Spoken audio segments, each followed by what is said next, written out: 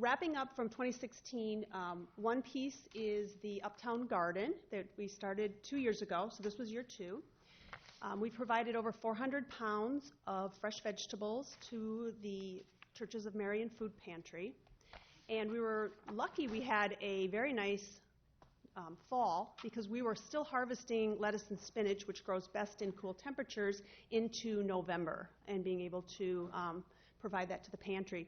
And just a shout out if you know Peg Heald, Julie Lammers, and Phil Pfister, because Julie and Peg, along with a few volunteers from the food pantry, worked that garden every week and preparing the food and dropping it off at the pantry. So giving you an idea, the pantry is open 100 days of the year. They serve 3,200 families through the year, which equates to the numbers they gave us, 9,200 people. Average family, 3 people. Families can only come once a week, so they're either coming on Tuesdays or Thursdays. About 35 families each. And that's from May to November then is when we were able to provide to them these fresh peppers and tomatoes and spinach and lettuce and radishes and carrots and cucumbers, squash. So we thank them for that work, and we hope to be back next year with that. Along with the gardens, we applied for a Whitworth grant, and we were able to work with the Parks Foundation to have them be the fiscal agent for this. But we dealt with the garden portion of it and the need for that. So with the funds, it was $1,300 that we received. For Marion, we were able to purchase supplies for numerous school gardens, including a greenhouse and indoor for Novak and indoor gardening for winter for a number of the schools, as well as a new garden at Lynn Grove. They got their garden at a big garden party and a harvesting party to get their garden going again. And we were also able to purchase 13 trees for the urban orchard, and they will be planted in the spring when the temperatures are ready to go for that. So we're excited to see that growth on this project. All right, in addition to that, with the Parks Department, we had 700 people attend Sunrise Yoga this past summer. Obviously, some of those are duplicate because we had many people come every week. We also had them at Fall Into Fitness, which was on Tuesday nights. So we've been working with Tony, and we will be continuing those programs that are free to the community again this summer. So that's all run by our volunteers every Saturday morning at the amphitheater. You will be seeing a Safe Routes to School plan for Marion Independent coming shortly. We're working with the CMPO on that. We brought in Dan Burden on one of his visits to help us out with that this summer. And we've been working on putting that plan together that will come to all of you. And then in October, we were recognized as a community at the Blue Zone Summit for our work on tobacco-free cities. It was for in the category of tobacco-free cities, and we were given the Leadership in Tobacco-Free Parks and Trails Award. So that was a nationally recognized award, and we were the only Blue Zones community to receive that. Okay, tomorrow, for those of you we haven't seen for a while, I'll be back hopefully in January, February timeframe, because tomorrow we are getting our detailed report from Gallup. Part of being a Blue Zones community, one of those benefits was that they paid for these Gallup oversamplings for the past 3 years, and we've been able to track our progress in 5 key areas. And so purpose, social, financial, community, and physical. Tomorrow we'll be on a call with Dan Witters of Gallup, and he will be explaining in detail our results. What we saw in a snapshot for Marion is that we are exceeding both the state and the national averages in these 5 areas. People feel very good about the community. They feel very financially secure. They feel that our leaders believe in them and encourage them. So as we gather this data completely together, our obesity rate has dropped, and so has our tobacco use. So we will have a full report to you so that you can see the highlights of what they have found from our oversampling in our community, which was done in October and November of this year. All right, more exciting times. Hopefully you've seen this. We have more copies, but they sent us these National Geographic featured Blue Zones again this fall, and they sent our communities that were Blue Zones communities extra copies of these that we can use. So I think there's one out here in the lobby, and Jill has some more at the chamber.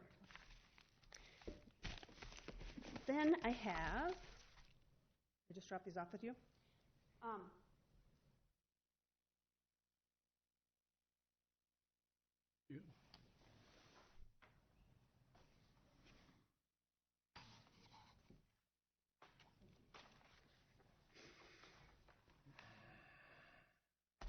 These books are, I guess, part of what they consider our gift, the gift of Blue Zones Project to the communities that have been certified. So what they did is the state team put together a summary of our successes, our accomplishments, rankings, what Blue Zones has done in the country, how this compares. Great pictures. This picture on the front is one that the National Geographic reporter that was here for a day or two taking pictures, and then using them as stock photos. This is one of them that he took, as well as a number of the others, plus a lot that we took throughout the project. So this is a great summary of our work and can be used as the community needs this. It's also available online. Then many of you are familiar with the old website where people registered to become part of Blue Zones Project. That has changed to an experience website as opposed to registering and what it looked like before. And what that does is, and on page 14 in the books is the link, but you can see Iowa, you can select Marion, it's a flyout and pictures, and then when Marion comes up as a graphic, you can click on the organizations and the businesses, the schools. There's stories about Marion, but it's all drop downs and pictures and a walkthrough of what our community has accomplished. So that is available online now. And finally, very exciting, Jill and Amber and I and Tammy were invited over. We were at the Healthiest State Summit earlier this fall, and we were presented, the community was, the Healthy Hometown Founder Award for Marion as one of the original Blue Zones communities, and it is part of the Healthiest State Initiative. So this all belongs to all of you, and I'll give this to you, Mayor, and we'll leave the hardware for them to hang up. This is another recognition of your work and accomplishment, making Iowa a healthy community, Marion a healthy community. Okay. I'm going to leave all this with you. So thank you. Thank you for your work and partnership and leading us through this process with Blue Zones Project. It has been a lot of fun, and we will continue the work. As I mentioned, we've got gardens planned for next year. We have the gardens planned. We have the Sunrise Yoga, and there's other exciting things that we can do, both through the Healthiest State Initiative and with Blue Zones Project. We keep our certification through 2017. So this is all live, and I am here to answer your questions if you need to reach me. So thanks again for your hard work, and congratulations. Thank you. And thanks for all the great news. And I think we owe you a great deal of gratitude, Sarah, and your team for all the work, all the hard work that you have put into this project, not only for bringing all the recognition to Marion, but more importantly, the actual tangible benefits it's had on our community. I think it's tremendous, and we all owe you a big thank you. Well, thanks. It's been my pleasure, and I love Marion, and it's been fun to watch the changes and all the great things happening. We couldn't do it without great leadership. So thank you, and like I say, we've got more to come. Thanks. Thank you, Sarah. I just want to take a moment to recognize Senator Liz Mathis, who's here with us, and thank her for representing Marion in Des Moines. So,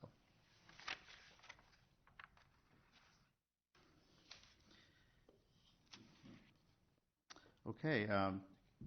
Next, we have a presentation on the library building project update. Welcome. Thank you. Lydia Brown, 3513 Diamond Head Circle in Hiawatha.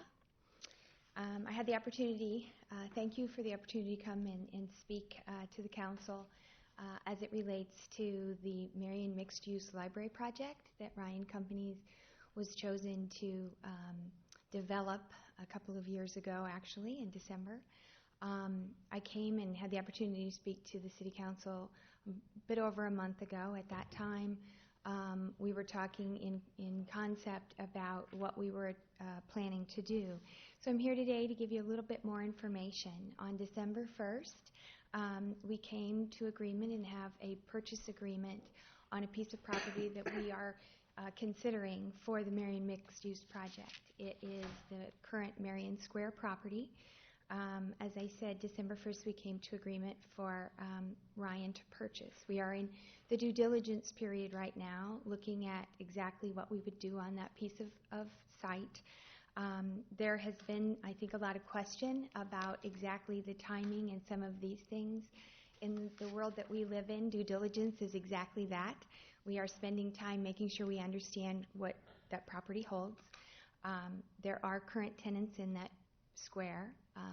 Nothing has been determined exactly with those tenants yet, and I know that there has been a lot of concern, as it should be, and we will continue to try to make sure that we are looking at this piece of property as a community asset, not just as a transaction.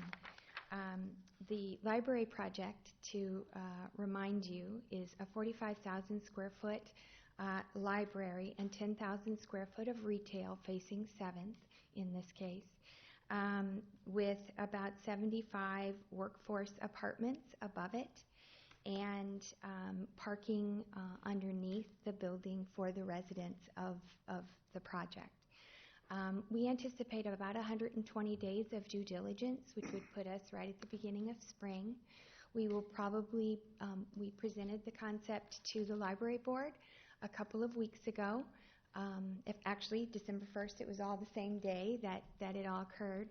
And so we will be working through the financials to make sure that it makes sense, that the lease rate is within the library's budgeted amount, and that from Ryan Company's standpoint, that the building makes sense to build and own and operate in Marion. So we're anticipating that probably around May 1st, we will be hoping to have a final proposal put together to present to the library board that will then come back to the City Council for final approval. And so I would just open it up for questions. I did show some graphics. I'd be happy to bring those back up if you'd like to see them again. But that's sort of where we are on the project. Okay, thank you. Any questions? Well, I was not aware that there was a meeting that Paul and I both missed, that it was not announced. And I question what you're going to do with those businesses in the mall, because I've gotten a lot of comments from people that are very upset with having to move. I know that the pizza place has moved, but are you planning to relocate them, and is the chamber going to help find locations that are compatible with what they have now? And financially, what's going to happen? And these people are concerned because I know that two of the businesses have put a lot of their life work into improving those places for them to have, and then all of a sudden, get the rug pulled out from under you, and it makes a big difference. And I'm concerned for them, because the Chamber of Commerce, whether they're members or not, has got to be concerned with the small businesses in Marion. And if you're not going to be concerned with the small businesses in Marion, then what the hell are you doing? So I'll take those questions one at a time. The first is the tenants, and they have the legal right through their lease agreement that they currently have, that there would be relocation involved in that. Every lease is a little bit different, so everyone has a little bit different circumstance. Certain people have equipment in there that are part of their establishment. That's a little bit different than someone that doesn't have equipment. So everyone's is a little bit different. The objective, though, would be to work to ensure that every one of the tenants is relocated to a location that would be appropriate for their business. Some of them may need parking right outside. Some of them might want walk-up business. It just depends on which business it is. Everyone will be handled differently. And we think there was some concern that we weren't talking to them before, but quite candidly, there wasn't anything to talk about because until we had a purchase agreement signed, it was just a business discussion. There was no real emphasis on keeping or not keeping information from anyone. We didn't have anything to discuss because there wasn't an agreement. But the Chamber, along with everyone involved in economic development in Marion, is interested in making sure that those businesses are continue to be vibrant, continue to be viable, and continue to be a part of the Marion fabric. So that's on everyone's agenda, and everyone will be handled a little bit differently because they all have different needs. Well, it would probably be not a bad idea if you approached each of those businesses and explained it exactly what is going to happen, because they're just... Well, and to be honest, until we know what we're building there, until we have an agreement with the library or with decide what we're going to do about housing, nothing is happening. Okay, now I have a question. You say that this parking underneath the building is for the tenants. Where are other people going to park? There's no parking uptown as it is.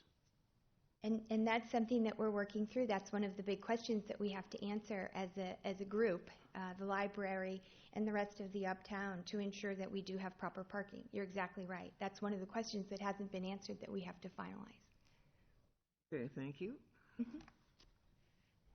Other questions? Are you saying that each tenant had a agreement about relocation? So individually, in their leases, that relocation is covered with in the event that the building is purchased. So and different. Some of them are similar. Some of them are a little bit different. But everyone's lease is a little bit different. Okay. Which is not unusual because they were signed at different times, mm-hmm. and some are just continuations from when they had them before. Okay. So everyone's is just a little bit different. So their rights or the terms of the relocation or whatever, mm-hmm. whatever that is, that's spelled out in their lease. Correct. Okay. So there shouldn't be any surprises, really. No. I don't think. I mean, once again, we will talk with each of them once the final decision is made as to what we want to do with that piece of property.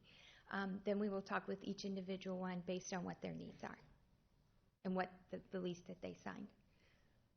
Yeah, it just helps us to know that you are, and you've stated it, that you care about working with them, make sure that they remain viable, make sure that they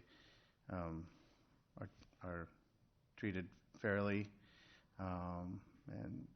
That's our concern, and I think that's a lot of people's concern, and it's good just to hear you say that. So. Absolutely. Well, and I think one of the things that is the reality of a project like this is the vibrancy of the community and the health and well-being of the businesses in this community are going to make this project be even better, and so it's important that we continue to support small businesses. That's what we have a lot of in Uptown Marion, and that's what's going to support this library project and the people that live in those apartments.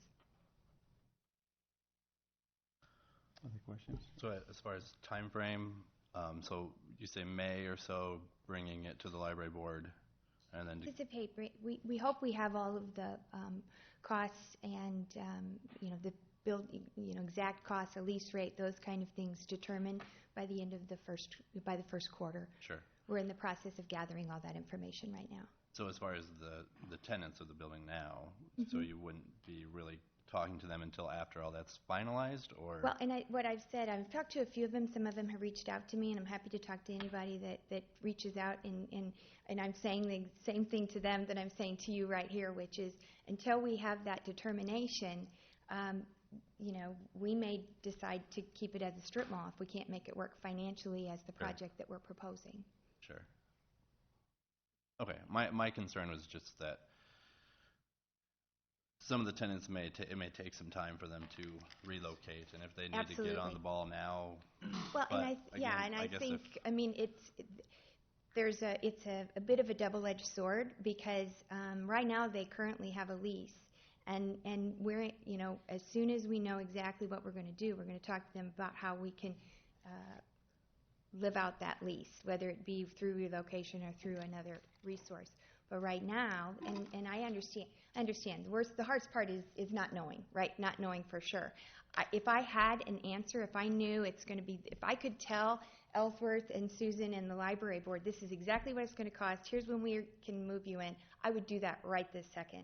But until it's a significant effort to get to that piece of information, and so we will get there, and we will get there relatively soon, but we didn't have the property under control until December 1st, and we have to make sure we understand what, there's a lot of due diligence that goes on when you purchase a property of this magnitude. I understand. The answer is I can't tell you today exactly the date, but I do know that we have 120 days of due diligence, and we have to have an answer by then. I think Paul had a question. Yeah, I think it's really important, and I know Jill has tried, and folks in the mall, and I feel the same way, need to be imaginative enough to talk to us about it. Talk to the chamber about it and talk to you guys about it. The calls I get are, nobody's doing anything. Those are the kind of letters and calls that I get. Well, let's try to get everyone together as you know what's going on. And I, being a visual person, would like to see a drawing of some kind as I talk with people, that I can say, look, this is provisional, but we think it's going to look like this. So we know, and we can talk to our people a little more knowledgeable than we can now. So as soon as you get something that's kind of refined, Right. do it. And I think part of it is making sure that it's something that we can afford, that the library can afford. So, those are the two things we're trying to make sure. Does it fit on the site? Is it something that the library can afford? Is it what Uptown Marion is expecting for this kind of a project? Are we doing it, in keeping with the right visuals? And then when all of those things come together, yes, this makes sense, we think we have a project, we will absolutely be coming in and talking about it in great detail. We've kind of created, as any project of this type, a we and them situation, and we need a we situation where we're all sitting down and trying to figure out, is there a place for this?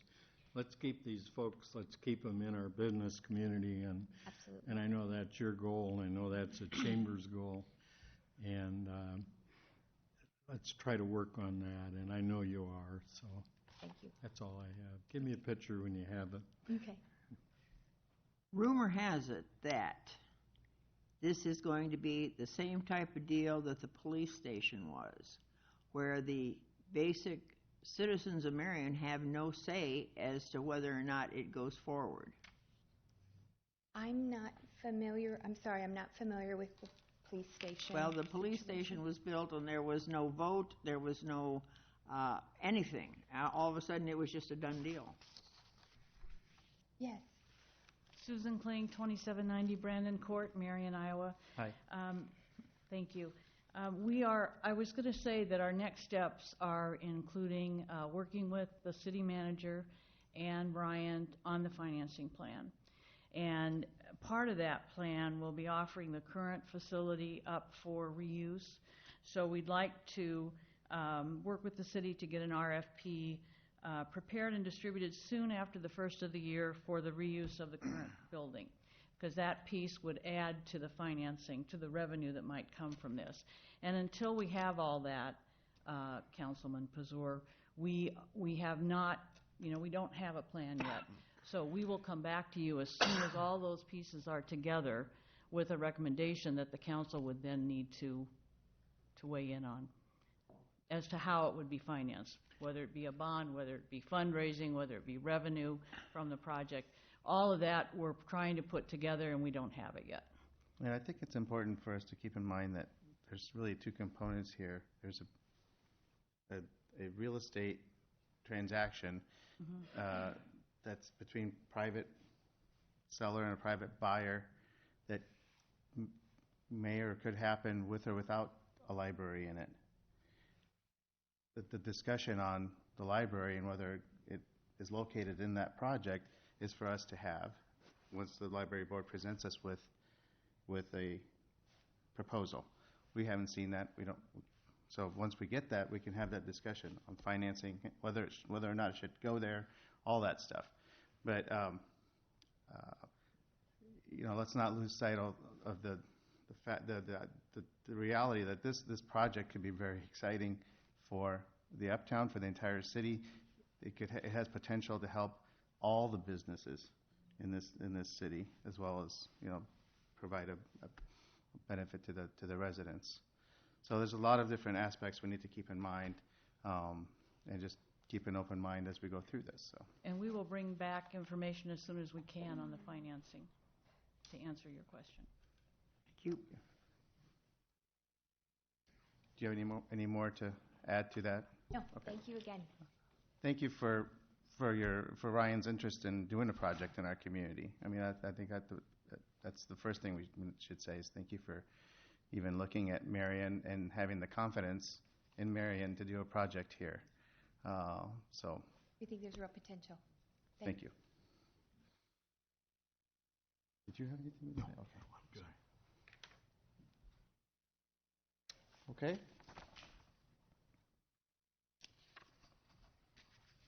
Public service. Oh, I do want to just take a second and welcome Chief Joseph McHale, our new police chief.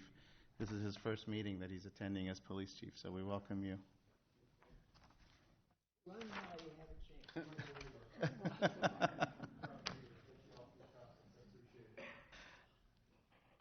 Teach him how to use the mic. Yeah, I'm just Hello? Evening,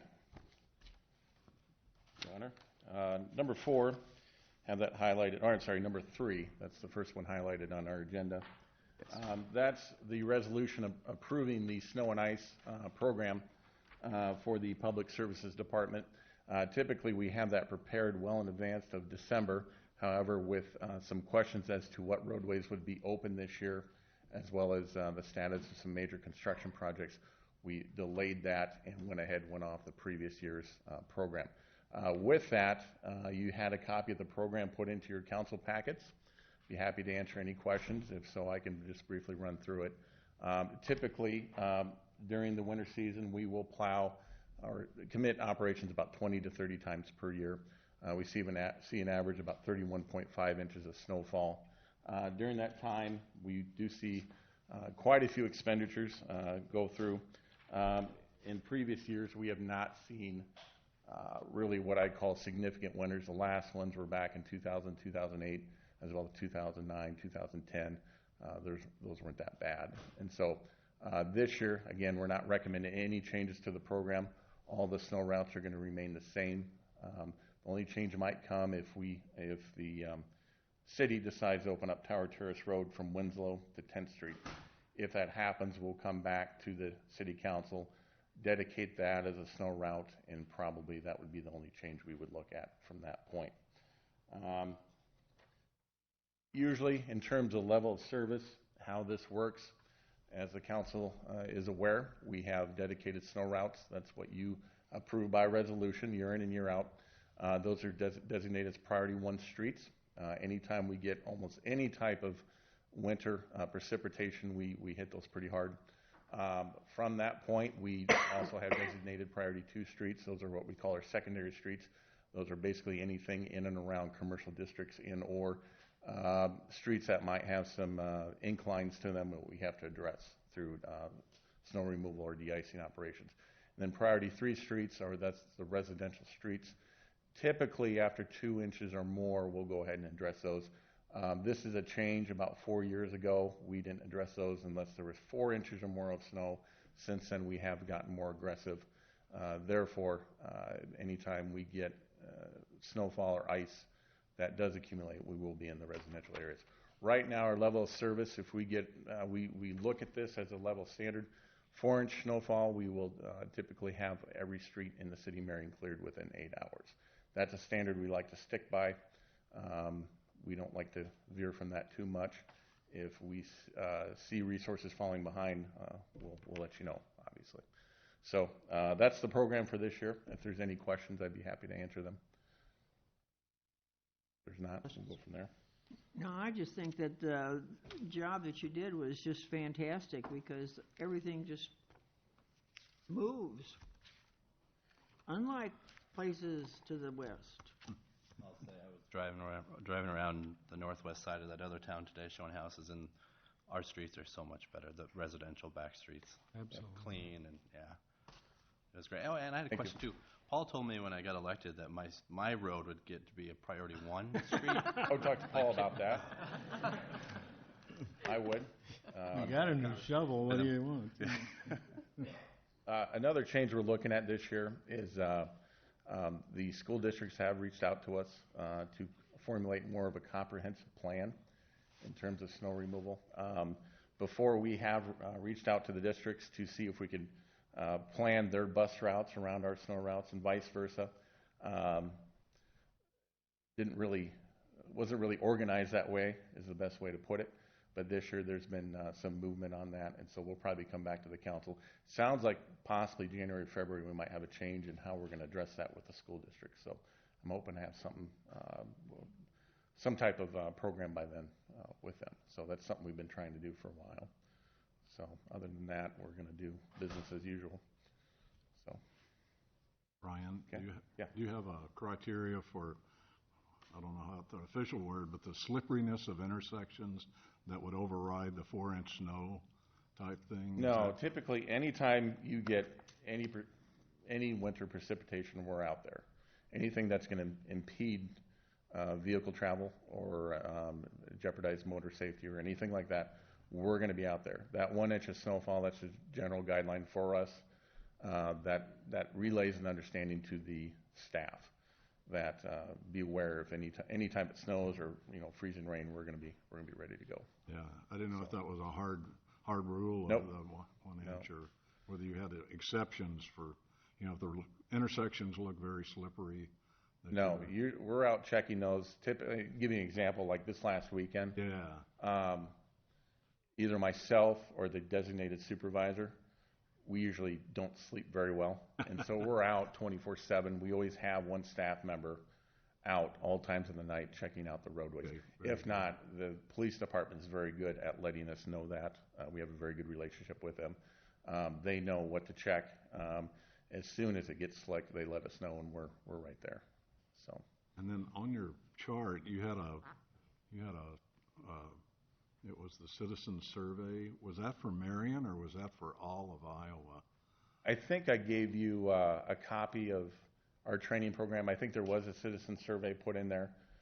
Both Marion's and then another city to the west of us was included there for comparison. Okay. I do that to show the staff on how important it is to respond. Yeah. So that's it. We do have a different level of expectation in terms of service there. Yeah, because I was going to say, this doesn't look right for Marion. Which one are you looking at? It's this one right here. Eastern Iowa. Yeah, that's not ours. That's not you. That's not ours. Yeah, it didn't look right. That's why I wanted to ask. Yeah, sorry about that. I should have put something up there, but that's training material that I put in there. Yeah. Yeah, okay, because it, Yep. I mean, street cleaning, it has 35%, and you guys are. I believe snow routes were 93%. Yeah, that's what I would expect. Yeah, and then I want to believe residentials were just under 80%. 70. I'd have to go look. You should have a copy of that in there, though. Yeah, okay. But Thanks for yeah. clarifying. Seem not to have any problems, and the ones that I've gone through, all of them, with the roundabouts. And so many people were saying they're never going to be able to plow snow in those, and they went right around those. And The plowed those. roundabouts? Yeah, We've had them for yeah, they did. 6 years now. Pardon No, me? we actually like the roundabouts. It's not a question of getting around the roundabouts. We like them because in terms of planning, we can plan different routes around them. And so we can swing right around. We can go right back the other direction. They Can did you a good just say job. that again? What's that? Can you just say that again one more time? Okay. In terms of logistics for addressing snow removal, we like them because we can go right around and we can go. That doesn't bother us one bit. The roundabouts. The only thing we did learn this past couple times, They do get a little slick because people are not used to them yet. And so it's a learning curve. So you have to slow down. You got to slow down. We're also going to address it with our operations. So we're going to slow way down when they're behind us. Yeah. One more time. Ryan, real quick. I got a quick question. Yeah. On heavy, prolonged snow events, is the focus just really on priority 1 until the snowfall ends, or do you get to the priority 2 and 3? Every winter storm is different, and so you have to plan. If you get an excessive snowfall event anywhere beyond 10 inches, you have to get into residential neighborhoods at that point, because that could become a public safety issue. Mm-hmm. Also, in terms of operations, it can be very difficult to move that much snow. And so if we get a significant snowfall event, you'll see us go through the entire city twice. Okay. The first and foremost objective when we're doing is to make sure those dedicated snow routes are open for traffic, obviously. But in terms of planning, sometimes you do have to get in there and logistically figure everything out. It can be fun. Yes, I imagine. So all right. Thank you. Okay. Okay. Number 4. Moving on to number 4. You received a copy of this in your council packet. This is a motion to receive and file correspondence from the Solid Waste Agency. I wanted to give the city council a heads up on this before we get into the budget planning next month, but they have indicated they will be raising fees, most notably solid waste fees.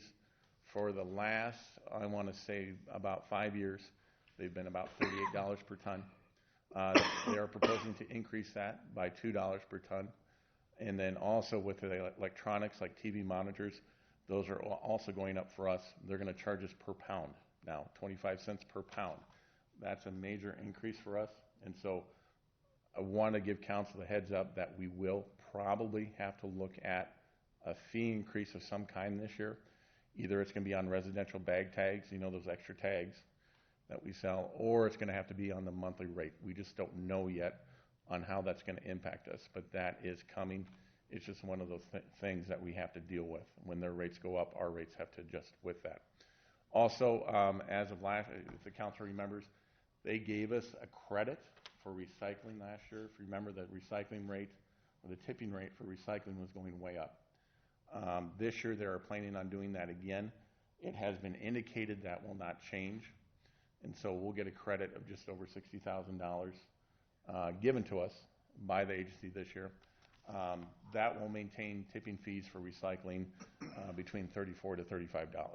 And so just more of a informational item I want to bring up to you guys, and go ahead and pass that correspondence on to you. We have, however, and that gives you kind of a go over this, that's the breakout of the recycling fee assessments. That's what each community will receive this next year. So the objective is to maintain curbside recycling. Questions on that?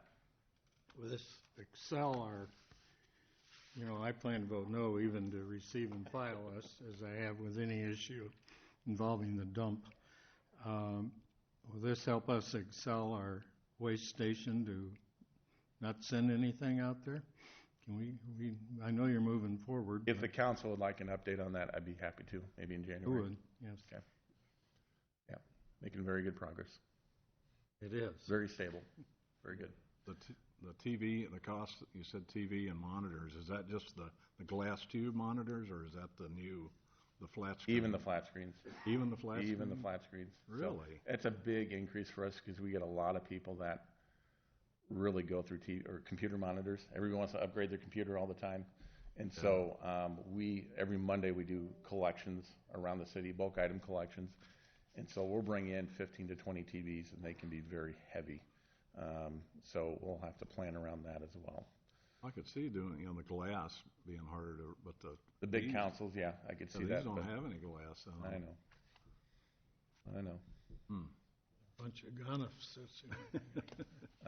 But we have, just for the council's information, we have begun to work with Quincy Recycling. They are located in the old Legacy building out by Medco. So as of right now, we are working them with our recycling. We're taking our recycling there. We're actually making money off our recycling now. And so they're a lot closer to Marion business, so it's been working out for us very, very well. They're just getting started, very young company, but things are definitely moving in the right direction with them. And so we have a very good relationship with them already. Does that mean you have to sort, though? They do not sort, yeah, they are what they call, I'll give you an idea, but they are source separated. They bale and broker all the recyclables. We already do that, like with cardboard, we have a big baler there. So we take our cardboard, our plastics, and everything we have already sorted over to there. And right now they are giving us a little bit better payback on the recycling. And so we do have a meeting scheduled for next month to talk about the future, and it looks pretty bright between us two. So, Good. Yep. Thank you. Thanks. Thank you. Appreciate it.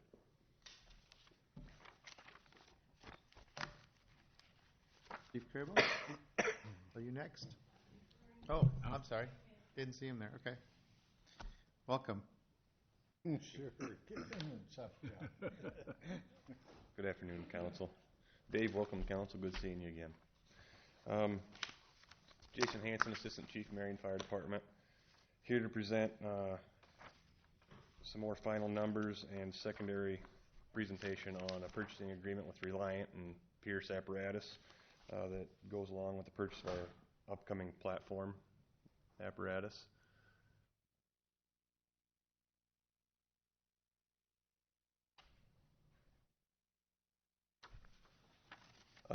I sent a memo out yesterday. Hopefully everyone got a chance to review that and look at some of the numbers and has any questions for me that you may have. Since we do have a new member on council, I would like to refresh everyone's memory that the purpose of this purchasing agreement is to allow the fire department to get consistency in the purchasing of their apparatus, which makes training easier as far as how many types of apparatus we learn as far as purchasing from one company, to allow us to train on other items. Service and maintenance of our apparatus from a vendor that we've utilized in the past and seems to be our most reliable service provider, along with having local mechanics in this area. And another advantage of this is it provides future projected cost by and discounted cost by utilizing a PPI, the Purchasing Price Index, versus the standard price increases that companies put to their own product. In the memo, items 1 through 5 are just standard items that go along with any purchasing agreement, and they relate to the item you're actually purchasing. So the numbers that are on here are just really aren't relevant except for an example to this purchasing agreement, because those numbers will actually be our platform numbers for this platform truck when we get it. So that's what items 1 through 5 will be. And I guess I was going to mention that at the end of my presentation, but if this gets approved through council, then that's going to be the next steps of our process, is sitting down with Reliant and putting this truck together, finalizing it, and getting a projected cost that we can bring that back to council and hopefully get that done. We're attempting to get that done by February 1st because they do have a company price increase coming, so we'd like to get that done along with the agreement of this purchasing agreement. So 1 through 5 are standard with the apparatus that you're purchasing.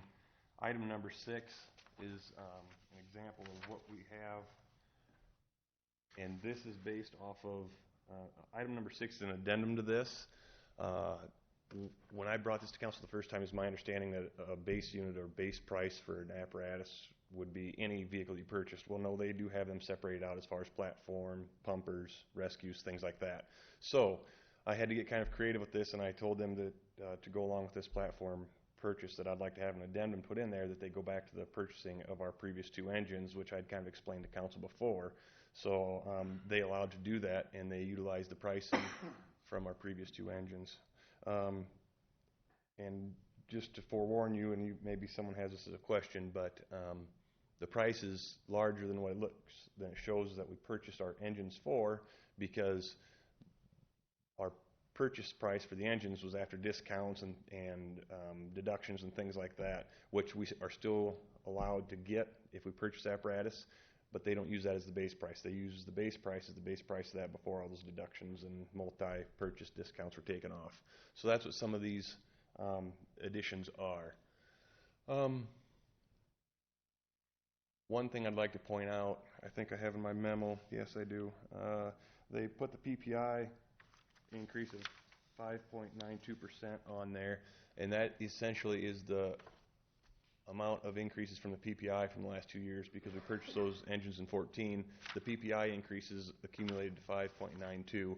Had they used their Pierce pricing, that would have been 7.1%, which is essentially $6,572. That by them going back and allowing us to use those from 2 years ago, they even, instead of using their own price increases for the last 2 years, have used the PPI. So that's saved us roughly $6,500. And that's how much we're ahead of the game right now if we agree to this, and that compounds every year. Items 7 through 12 are a combination of standard discounts or additional items that we've added for our benefit and are pretty self-explanatory, but I can go through them. Number 10, item number 10 is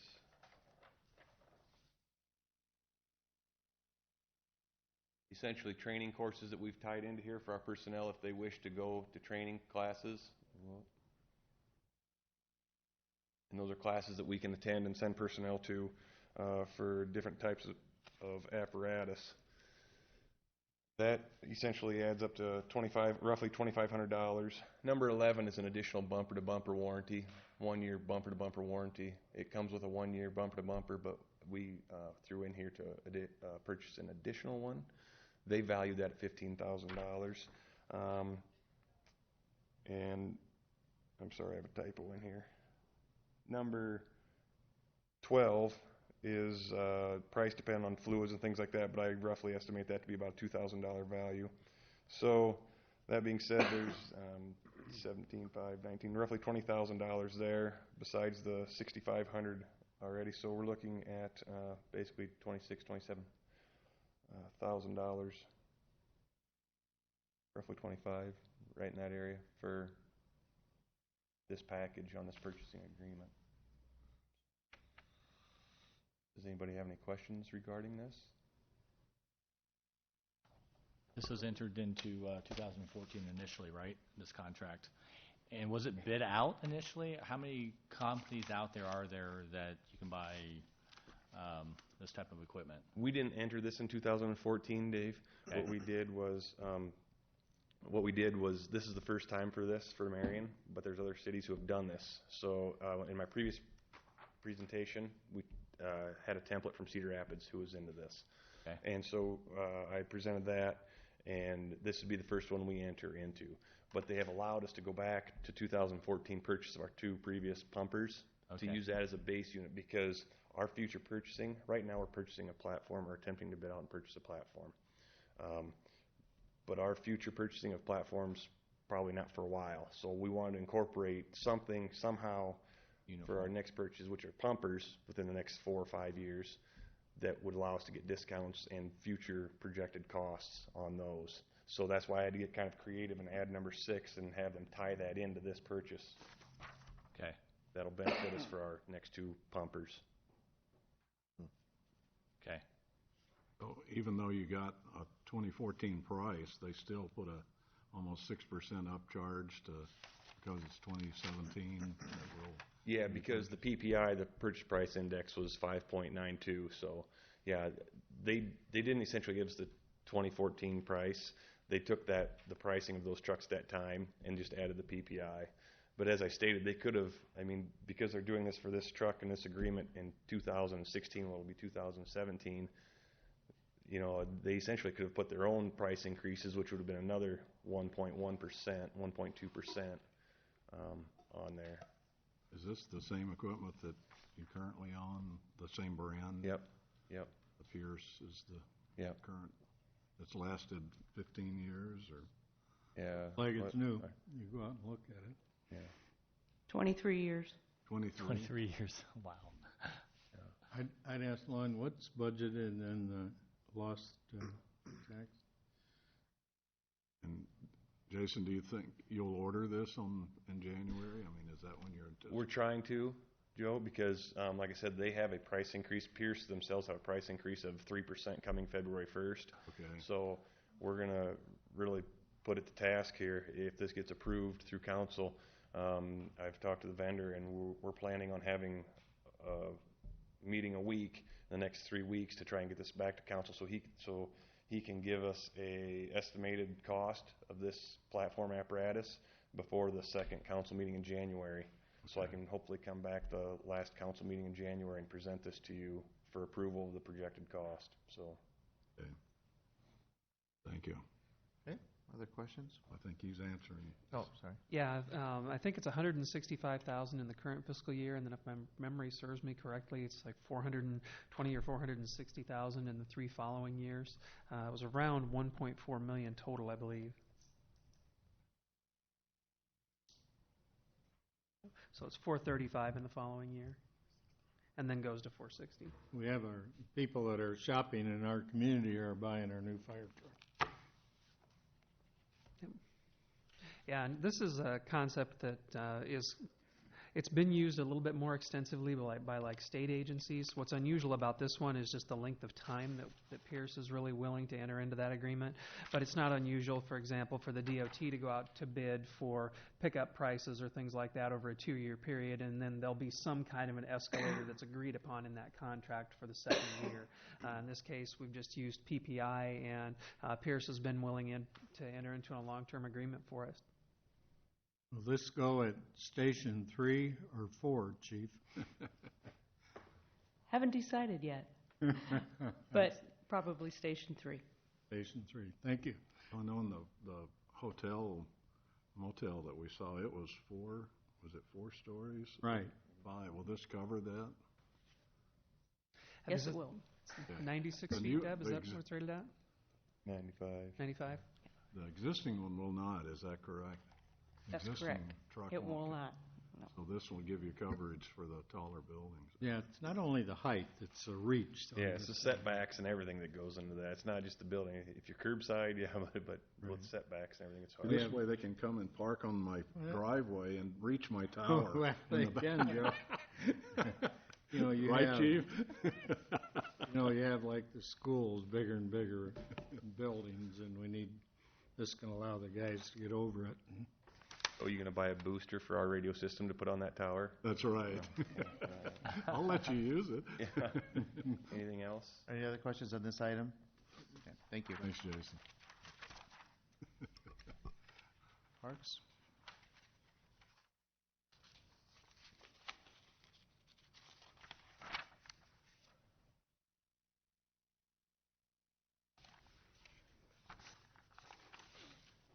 Good afternoon.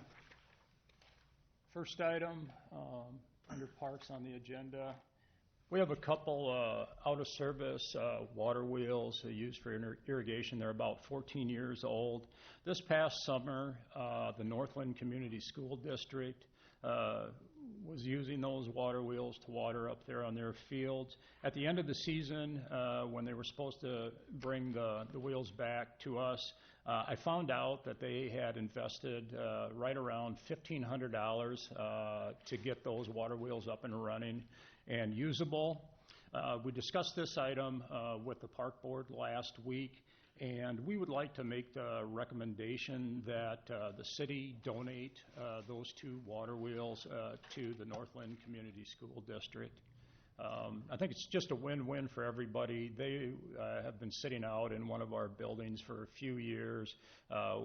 We would just as soon get rid of them as have them sitting around. And if they're useful to another public agency, that's great. So that's the recommendation coming forward to the city council. So they're not needed by our department? No, we have actually replaced those. Those were in our asset Okay. replacement schedule, and we replaced those with a couple new ones. And they a put few money years into ago. making them usable?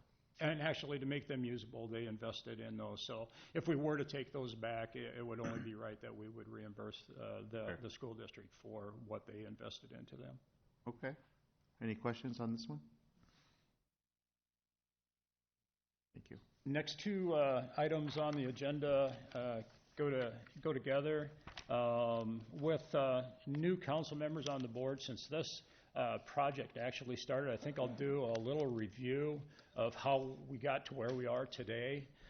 Basically, this has been a vision of the Art Council probably since about 2007, and that was to develop a sculpture trail out at Lau Park.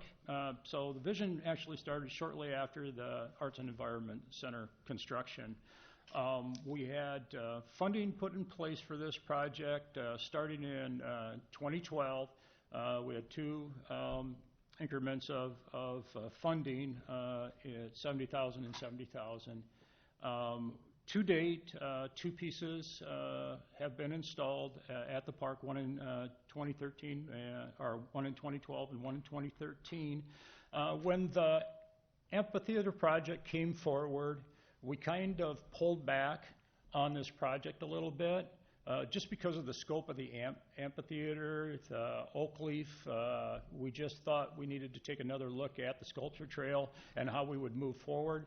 So at that time, we went out and working with Martin Gardner Architects, we put together a sculpture trail development plan, which would basically be the guide and roadmap moving forward for the sculpture trail. Art Council has taken that to the next step now. We had appointed a subcommittee to work on new sculptures for the trail, and that basically gets us to where we are today, and two agreements that are on the agenda. I'd like to have members of both subcommittee and Arts Council come forward now, kind of walk through the project, the next project, the scope, the process, and the recommendations that we're putting forward to the City Council. So Brenda, if Fuff and Jay, if everyone would want to come up, kind of walk through the process, how we got to our two sculptures that we're presenting today. We'll just kind of go over with council. I think all. Mike, do you have the other? We have the big one that's outside. Maybe we can bring the that little out in the lobby. Maybe we can bring that.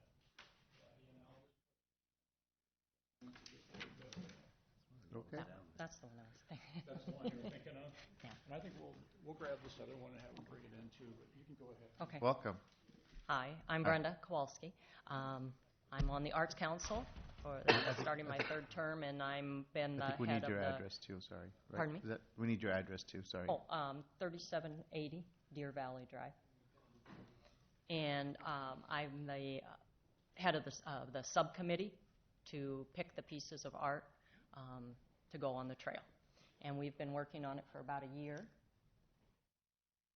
And we used the cafe call, which Amanda helped. They used it for the art in the alley, and we surveyed had quite a few applicants send in pieces, and we have narrowed it down to these two pieces and these two artists. We started out looking for an entrance piece to the park, something that would draw people into the park and possibly into Marion to view this. Ended up with the same artist who did the amphitheater. He came up with the best, and this is the gold, the round. This piece will be about 17 feet tall, so you can actually sit. He's given us some drawings here. I don't know if I can. You can actually sit. It's kind of like a photo op. This one? Yeah.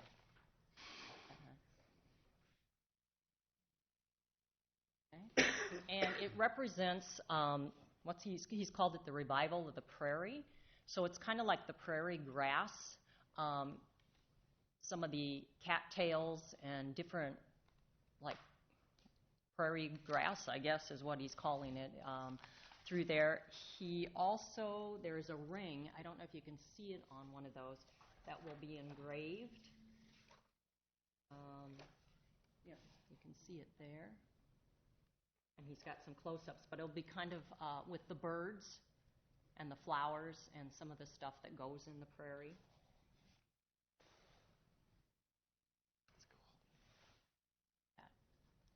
Okay, and this will be made out of seal.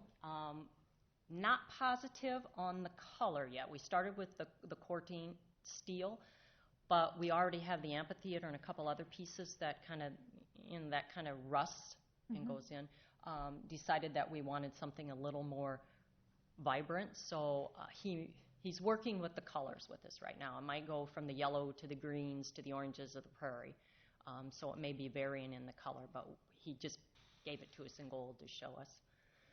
This will be just as you enter off 10th into the park on the north side of the road. So it would be just to the right when you come into the park. Let's see, I have a Google map to try to help. Will, you could probably tip that. Here. Will, you could probably tip that up a little bit. I don't think you can go too far. Tip this up? Yeah, people try to see it. There you go. None of these people will fall over. This would be the amphitheater here, and this is the building, so this is 10th. So it would be just to, right there where that little spot is. So it would involve, right now there's a sidewalk there, that's part of the trail, and it would involve possibly taking out part of that and then creating, as he has, so that you're going around the whole piece, so you can view it from all sides. Okay. I don't know if you have any questions on that. Where is the other, there's some other sculptures that are right in that area. There are some. Do they have to be moved, or? Well, there's one over in here. Okay. It's a real small yellow one, which we're going to have to do some repairs on because it's so windy out there. It's been cracking, and it needs to be repaired and fixed. But this one is going to be moved. Yeah, you can see it right there. Because when the grass gets tall, you can't even see it. So we decided that one needs to be moved. This one here and this one are probably right, let's see, they're up in here. So they're a distance from the large piece. Okay. That other one, the one with the flat top on it, was the one I was thinking of. This one, that's kind of in the Portland steel. I don't see it up on it. Oops, sorry. Yeah, that's the one I was thinking. Yeah, that one's more up in here, and then the yellow one's like in here. Yeah. So there are some pieces there. The original plan they had was to keep all of the sculpture right in this area of the park. But as the plans have changed, they decided maybe we need to spread it out throughout the park so that it draws people in instead of just keeping them in that corner. And it might get like too many right there condensed. So that piece would be the first one. That's the entrance piece, and that's by Ronaldo Carrera. And should I go over pricing or any of what funds or? All the pricing was included in your council Right. packet, so if there's any questions to that, I So, can speak to that after. On this, so this is the first item on there? Yes. Number two, number. 3. This is 3. Yeah, okay, so that's number 3 on Sorry, on our agenda. Okay. I did a I really like it. I hope someday we'll have something similar in the roundabout. Okay. Well, and then the second piece is by J. Aaron Alderman, and that would be the buffalo and the man you see right there. Am I supposed to go?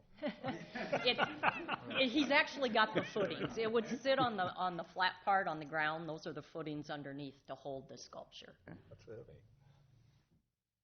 That's cool. The buffalo is made out of railroad. His mane is railroad ties. Oh. So he was tying it into the history of the area with the railroad history, starting with the buffalo, and then his figures, there would be a series of, let's see, the buffalo is going to be 6 feet tall and 11 feet long, and there'll be 4 human figures that will be approximately 5.5 to 6 feet tall. They will go in a concession where as the figures get, the buffalo will be the most intricate, and then each figure will slowly lose its shape and its details, because it's kind of the fading of. So the figures that are falling behind, he's looking at the Indian. Let's see, I've got it in his contract. he's doing a bunch of research with a specific Indian nation that was in the area. Which one? Lakota Sioux. Yeah. And he wants to make sure that any weapons or any tools or anything that he puts in their hands would suit, and not offend anybody. Okay. So as far as any headdresses or anything like that, he's still doing the research on that part. But that one, we are looking, because of the nature and the several pieces, we want it to be seen sort of in the horizon. So when the sun sets or the sunrise, depending on where you're at, it can create this like silhouette out there, okay, and kind of draw you into it. So we are looking, this is the amphitheater sitting here, and we would like to put it off here,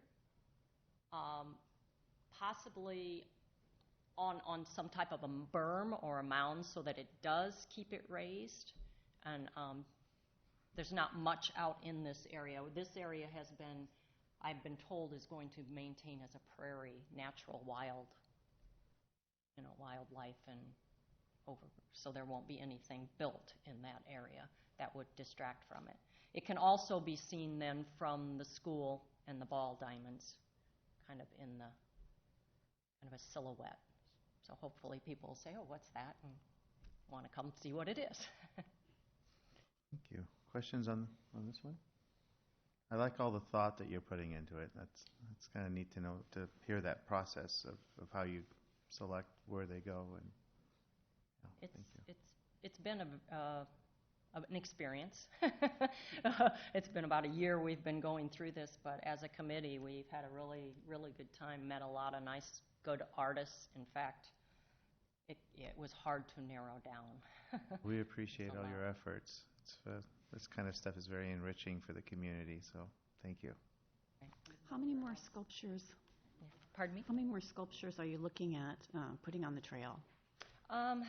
Well, I don't think there's ever been a limit set. Okay. Some of the sculptures, it has been discussed, I know, that if we want to change, they can be moved throughout the city. So, in fact, the small piece, I know, Mike, we were talking to moving it to one of the other parks maybe, because it can't be seen where it's at, and we don't want to crowd it up around with the rest of them.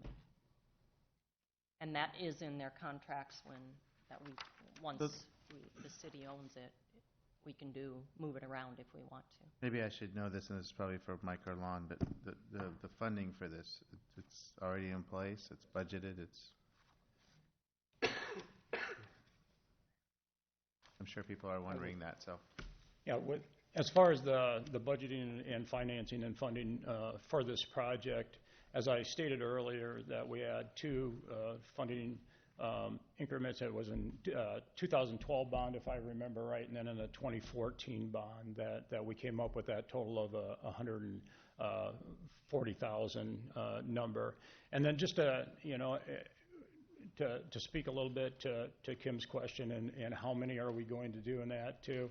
Within CIP, I have identified future funding to keep moving forward with, this project. So I think I've got it set up for like 5 years at $25,000 each year. And with the $25,000, that's more seed money. And then if we can go out, find a donor, someone to help with the cost of another sculpture, that way we can build out, the overall project of the sculpture trail. Any other questions? None? Thank you. Good job.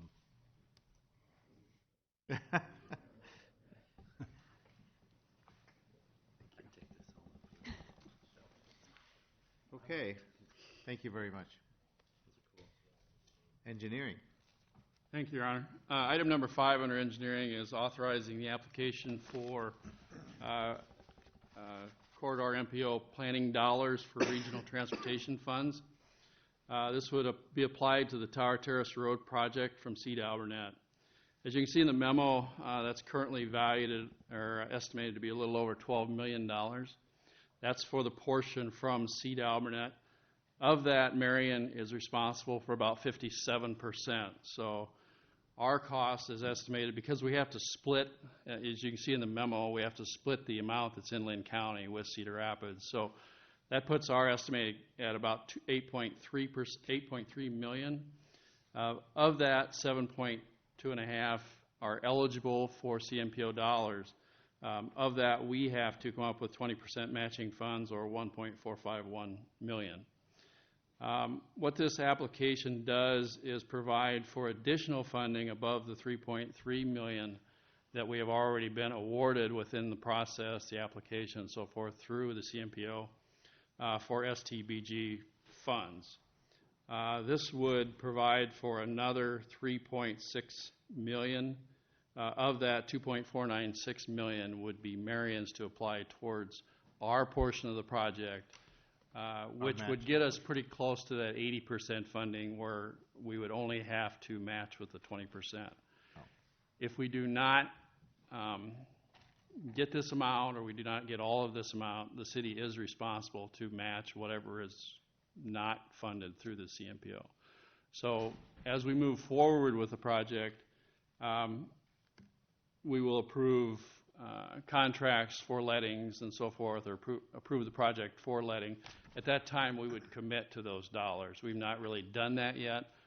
We can pull out really at any time, but the idea is to move forward, and at the time of letting, we would know what that financial commitment for the city would be. So we are recommending that we pursue this application.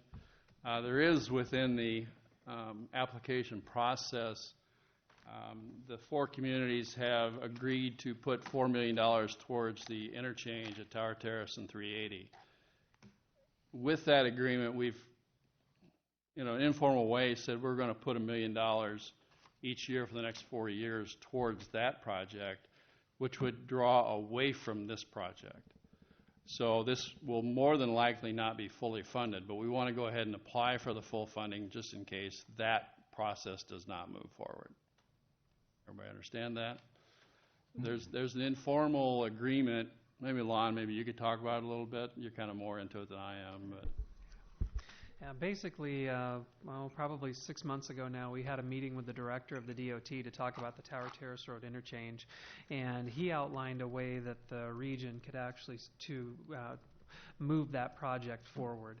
It's been one that they've talked about, but they've done a lot of studies, and it just kept getting kicked further and further down the road.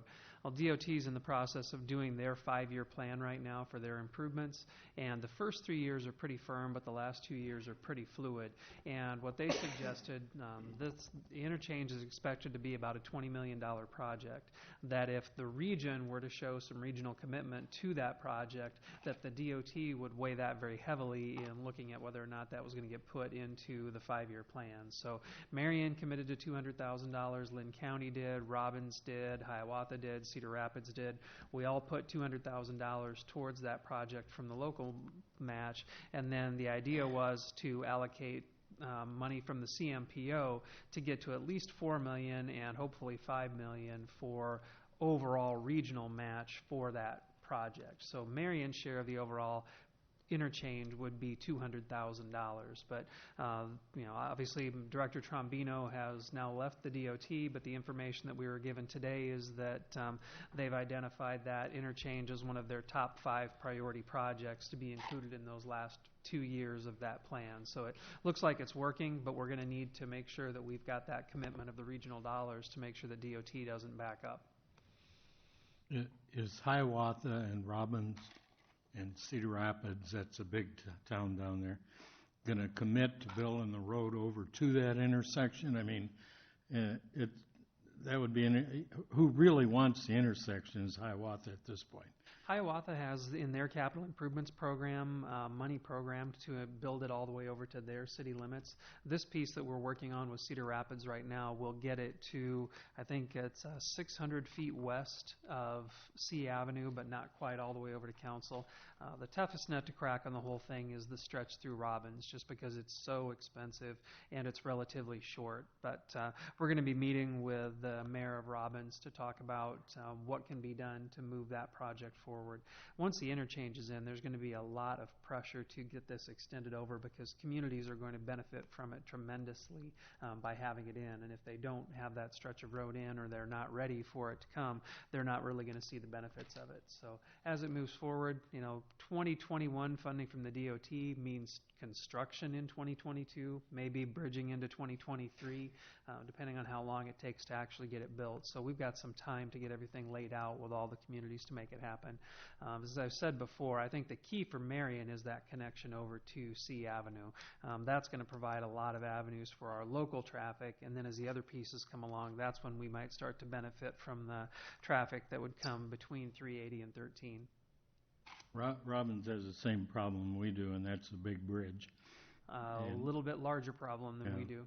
They have two. Two bridges, yeah.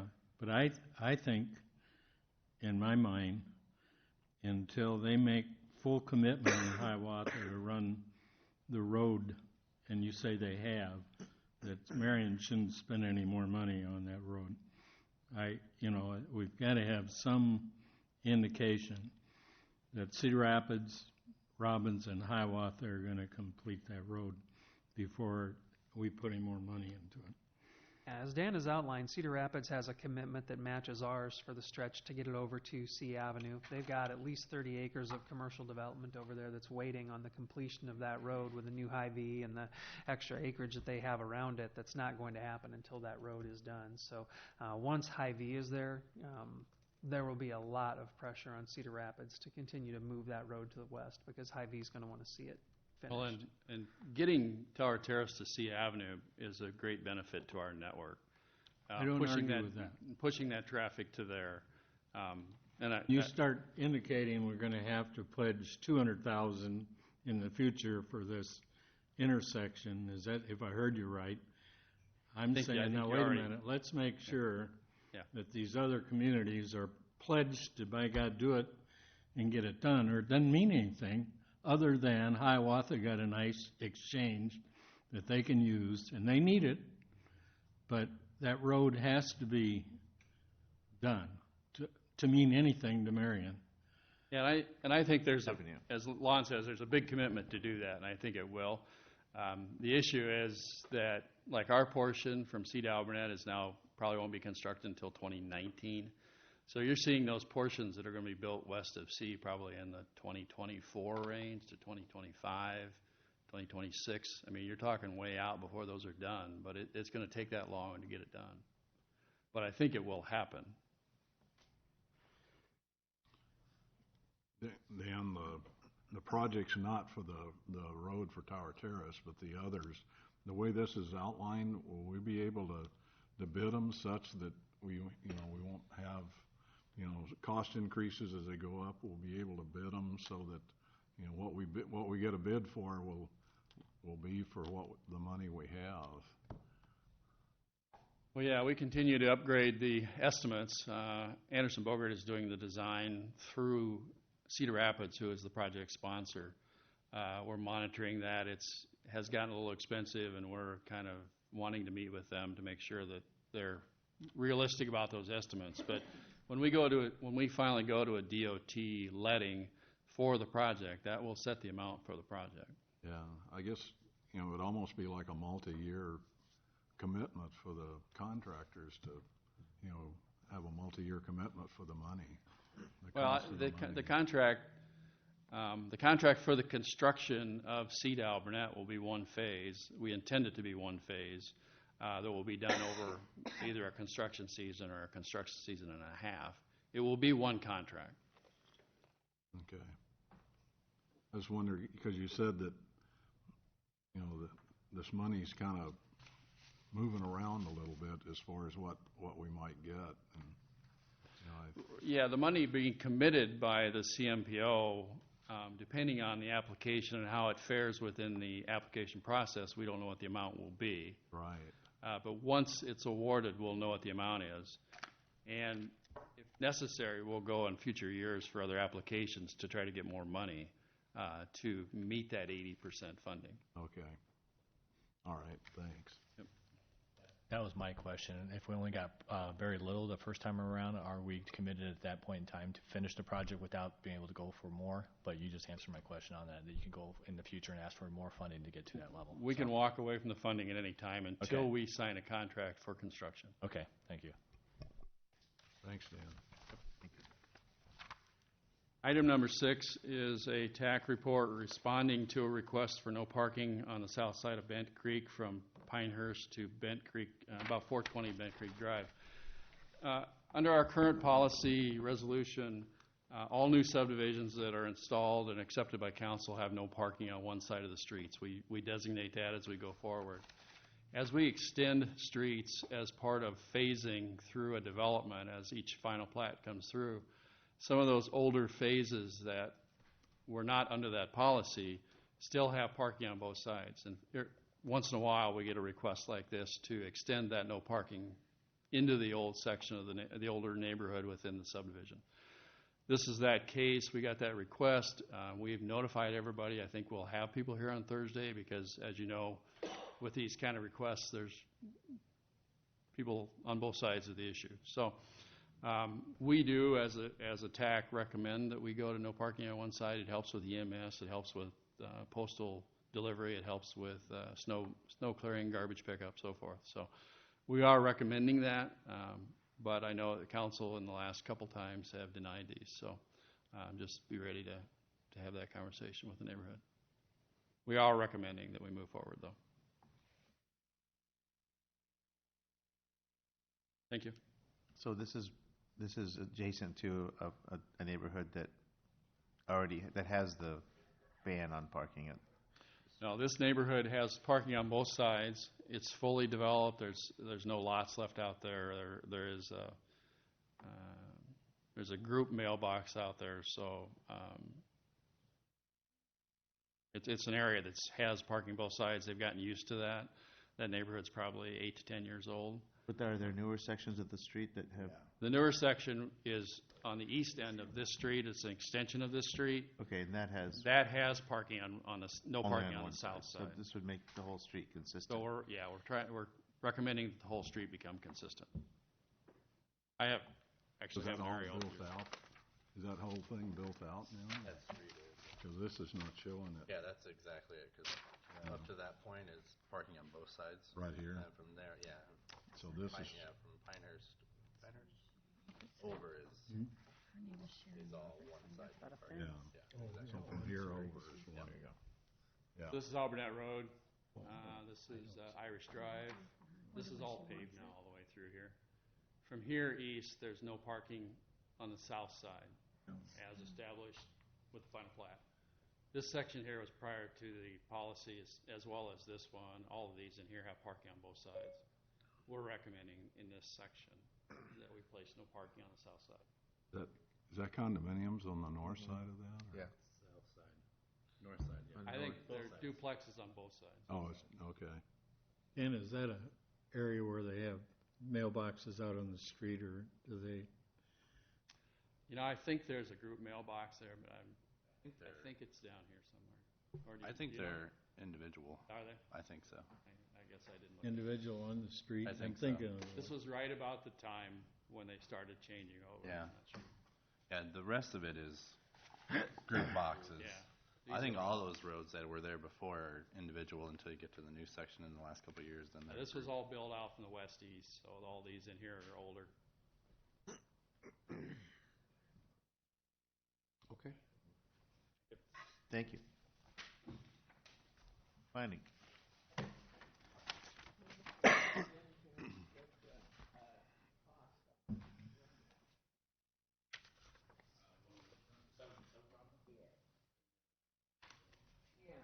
think that's all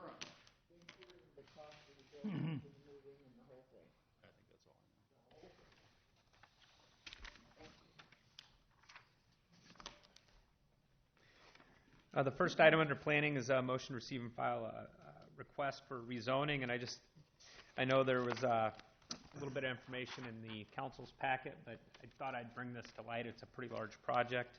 It's the property located on the northeast corner of 151 and Highway 13, the old driving range, Hennessy Parkway area. going to be a pretty big project as it relates to development in Marion. What's being proposed at this point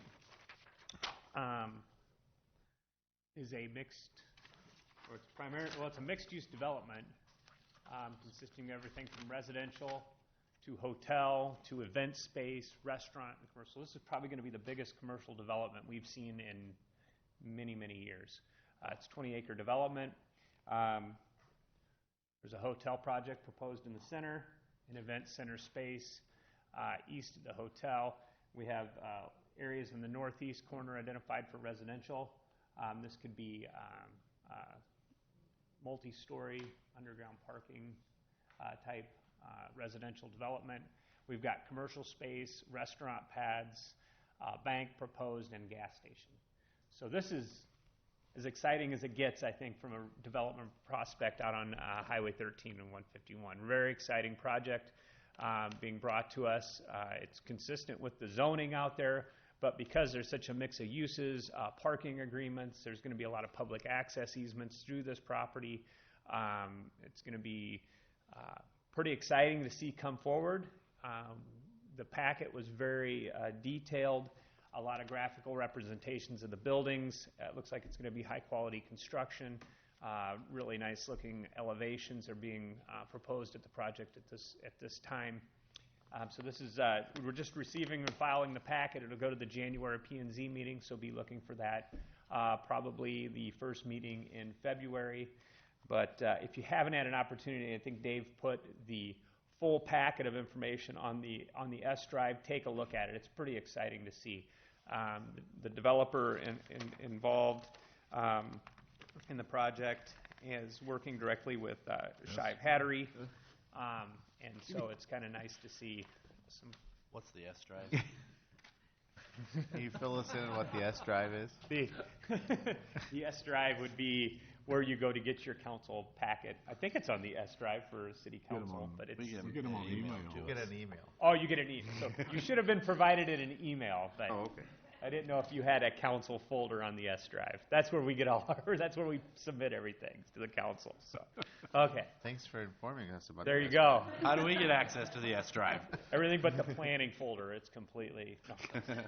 So anyway, it's an exciting project. We've been working with the developers on this for quite some time, for months. Medco's been involved as well, and so this is really going to be a nice project as it moves forward. We're excited to see it.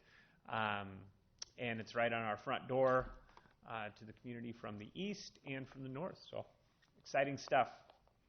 So be looking forward to that. If you have questions or comments as you see things on this project, let us know. Like I said, this will be so it's proposed to go to a planned development district. So what you'll probably see come forward is a larger document that'll be the regulatory plan for the project, everything from signage to elevation to parking and so forth. So, is there not a drainage problem involved? Well, I don't know that I would call it a drainage problem. There's drainage that needs to be addressed as a part of the project. Because when it rains, it gets a little wet out there. Yes. Yeah. So we have provisions for that. Yep. Okay. Yep. No, I think it's terrific. I just love the idea, and to think that we could get something like this on that piece of land with a mobile home park behind it is just. Yeah, I don't know if just for visual purposes, this isn't the best graphic representation, but this would be 151. You can see the manufactured housing around it, but you can see the hotel centered, some multi-story residential, and then the commercial and restaurant pad. This corner building is pretty spectacular with an outdoor seating and patio proposed. So, as you can see, Mary Lou, there is provisions for the stormwater, and they're making accommodations for that. Because what I've heard is, the fact that there's so much standing water out there. Well, they'll probably make it an amenity to the project. Well, Tom, if you go to the next picture, it's got the contour for the floodplain. Yeah. There you go. And you'll probably see them, as the projects come forward, especially one of this magnitude, they're just going off the original floodplain lines that weren't really engineered, so there'll be a plat that'll be associated with, and engineering will review that for consistency, ensure that the water is all taken care of. So. Who is the developer on that? I want to make sure that I get there. So the company name is Iowa Specialty Supply LLC, Brian Ridge. So. Okay. Never heard of him. Brian Ridge has been the contact that we've been working with. Tom, I might mention that we're going to have a traffic study done as part of the project to look at whether we need signals there at, I guess that's 62nd across the street. I don't know what the street is, but yeah, that intersection of where it goes south, and see whether we need that or not. I would assume the speed limit might need to be adjusted. Yeah, that's a DOT thing, but right. We're hoping that within our current request that it'll come down enough to adjust for this. But for that, yeah. I think there'll be both intersections that'll probably be looked at from a traffic impact. Yeah. Hennessy Parkway and 62nd Street intersection. There's development on the south side as well that might make that intersection hit Warrants faster than the one over on 13. Yeah. Is the opposite of the 13 entrances? That's right across from the Culver's entrance, right? Right. Yeah. Correct. Yep. 151 and 62nd there, the school buses come back that way, but they don't go out that way for Linn-Mar, so it makes a lot of difference in the traffic flow. But I think it does go to 55 pretty quickly there, so that we may have to do something about. It's right after it, isn't it? Yeah, we're still in that transition with DOT, trying to get them to, they've kind of made a loose agreement to lower speed limits both on those two legs, east and north. But we've not seen anything actually in writing from them yet that they agree to lower those speed limits farther out. So Sure. As soon as I figure out something or hear something, I'll let you know. Wow, that's exciting. Not Yeah, everyone has it's been a cars fun that get project to to work through. 55 by that time. Well, it doesn't say how quick you can get to 55. That's been my Can't help but argument. notice, though, that If you're at that stoplight, it just says 55. So. the caliber and the caliber of projects being proposed Oh, it's super. is really amazing. And I think it's an indicator, like I said before, of the increased confidence in Marion by developers and people from outside Marion looking at Marion as a place where they want to invest. Yeah, I think it says a lot about what's going on and that what the city's doing. As we sit down with developers and property owners and folks looking at Marion, you think about Prospect Meadows, the YMCA, the library project. There's a lot of big projects going on, and that drives people to the community. You see a hotel project on the site and a lot of multifamily residential. Those are all conversation pieces when we're sitting at the table with these guys that are looking to invest in the community. What effect is this going to have on the GLD project, though, across from Drugtown? These guys know about that project and have had no qualms with it. But do they know about this project? That I don't know. They do. They do. They do. They do. Yep. Oh. I mean, that's not our job these guys know the market better than we do. That's what they're in the investment business for. So that's. You have an estimate for what this whole project would be? 30, 40 million? I don't know that there was an indication given at that, but I mean, yeah, it's got to be up there. Because the other one was 20. And Yeah, that was 20 million was the one, and it's Yeah, so this has got to be in the 40. substantial. Yeah, and some of it depends on how big the residential in the back gets, and yeah, but it's going to be a big project. So stay tuned. We'll get more information as the project starts to roll through. So the city manager's licking his lips for property tax. That would be a plus. Well, I mean, that has been a goal to diversify the tax base. Absolutely. And to even it out more between residential and commercial. Well, these several projects that are coming in are going to go a long ways to help with that. Will this get us closer to 50% or? Well, the downside is that we're still so darn good at building homes that it's always a challenge just to keep up. So we'll probably see a blip in that number moving down, but I can't guarantee that 2 years later, if we keep building houses at the rate that we are, we might be right back up there. Okay, next. I won't belabor too much on this next item, just that we've talked about it in the past, and this is just setting the date for a public hearing on January 12th. This is the proposed rezoning of property on the south side of Casina at the corner of Casina and 151. The proposal was to rezone the property from commercial to R6, and the developer was proposing to build two fourplex condominiums on that site. It'd be on the corner of a 4-lane divided highway and Casina, and sandwiched between a commercial use on the north, which is generally it's Prairie Hill Pavilion, so there's a lot of parties and weddings and things like that. And on the south, you have a machine, I think it's a manufacturing business in the building located there. So it'd be I think you meant Highway 13, not 151. Yeah, I'm sorry. Did I say 151? Yeah, Highway 13. Okay. Yes. That's what I'm sorry. I got confused. Who owns that property? This property? Yeah. Mr. Dyer. Okay, well, he called and he was concerned because he had heard that it was proposed that it be used as a parking lot for trailers and,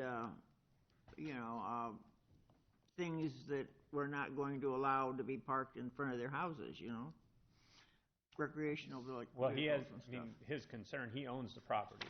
Well, but he was concerned that it was going to be rezoned to allow that. It's currently zoned to allow commercial.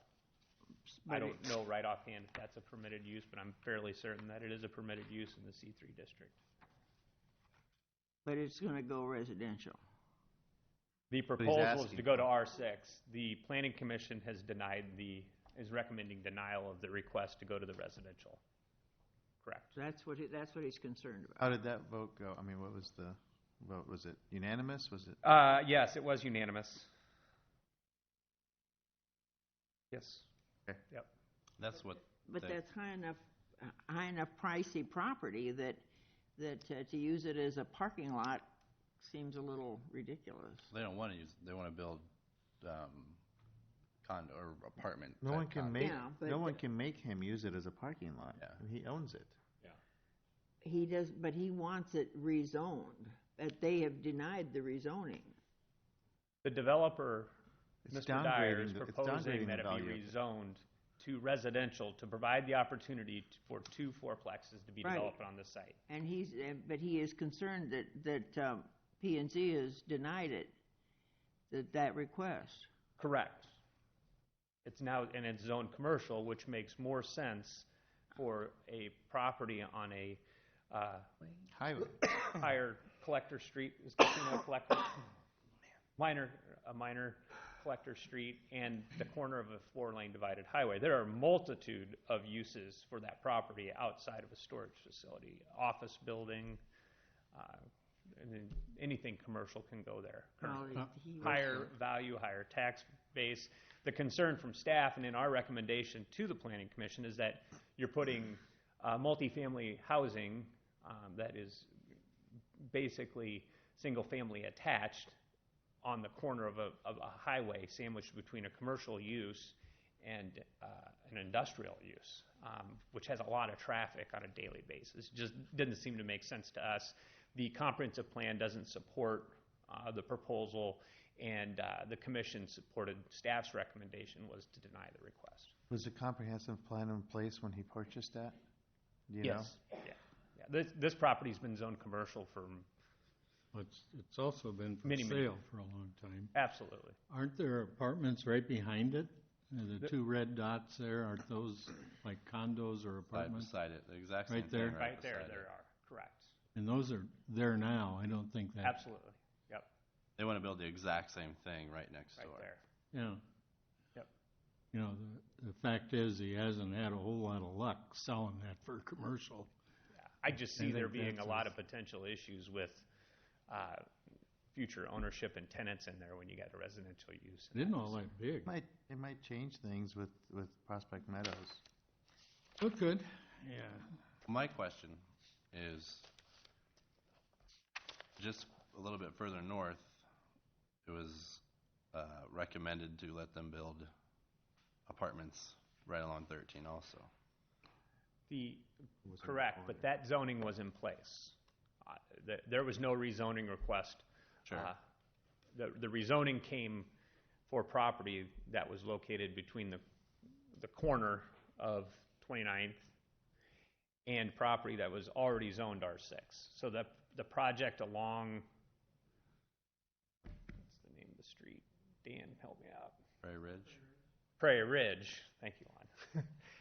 Along Prairie Ridge, the property north of that was already zoned multifamily residential. But didn't we? It's not the corner. And then we rezoned some property. I understand it's the corner, but yeah, to extend a little bit more where it was commercial, and there's still commercial on the corner of 29th and Highway 13. Right. Well, if he switched this property to a multi-use, would it stay, mixed use, would that stay R6 then? If he could do mixed use on it currently. He could do residential above and commercial below. Yeah, and that wouldn't change it then? No, he wouldn't even have to be here for a rezoning request. Okay. Has he been told that? I don't know that it really came up in much of the conversation.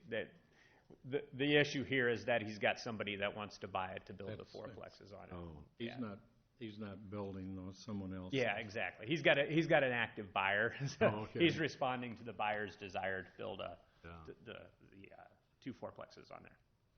I think it was 1999 it was listed for sale, and it's been sitting vacant for that many years. And now finally there's someone who wants to buy it and build the apartments or whatever you want to call them, right? There. Is anyone in that shop just south of him? Yeah. Somebody renting that out or leasing it? Or? Yeah. What did you say the tenant is, or the owner? I forget the name right offhand, but they did come to the planning commission meeting, and they were opposed as an adjacent owner, concerned about what happened with residential zoning directly adjacent to their use and the hours of operation and the use. Well, there's some time to consider that. We're just setting the date for the public hearing. We'll have another work session between now and the actual public hearing, and then there's 3 readings of the ordinance as we move forward. I know the council, I know we've talked about this one in the past, and if there's... Can you, I know I went to the P&Z meeting where it was first brought to them, and they took no action on it. Can you remind us why they took no action originally? Well, I don't think there was any, my perception was that there was no support for it. So rather than, and when they they didn't make a motion to discuss it at the meeting, which they should have done per Robert rules. And so when it came time to make the motion, they'd already discussed it to the point where no one was willing to make the motion. So when we went back to the planning commission and indicated that we need a motion on the table and a forward to the planning commission or to the council, because that's your job, they made a motion and did not. But at that time too, they were all opposed to it. Correct. Okay. Yeah. According to Mr. Dyer's message, Morris Woods is the developer that approached him. That's correct. Yep. Does he build any commercial? Does he do any commercial, like multi-use commercial? I don't know that they've done mixed use. I know they've done commercial and industrial. They're very capable of building other. Oh. Yep. Okay.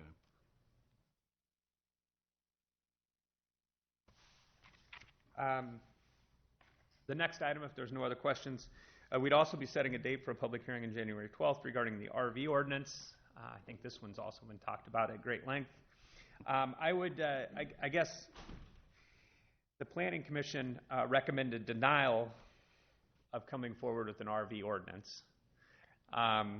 They did recommend moving forward with an amendment to the code that is specifically addressing hard surface parking in the front yard by providing an extra 12 feet adjacent to the driveway for that parking, but only 12 feet, so that someone can't physically concrete their whole front yard. On the agenda, it's currently identified as setting the date for the public hearing regarding both items.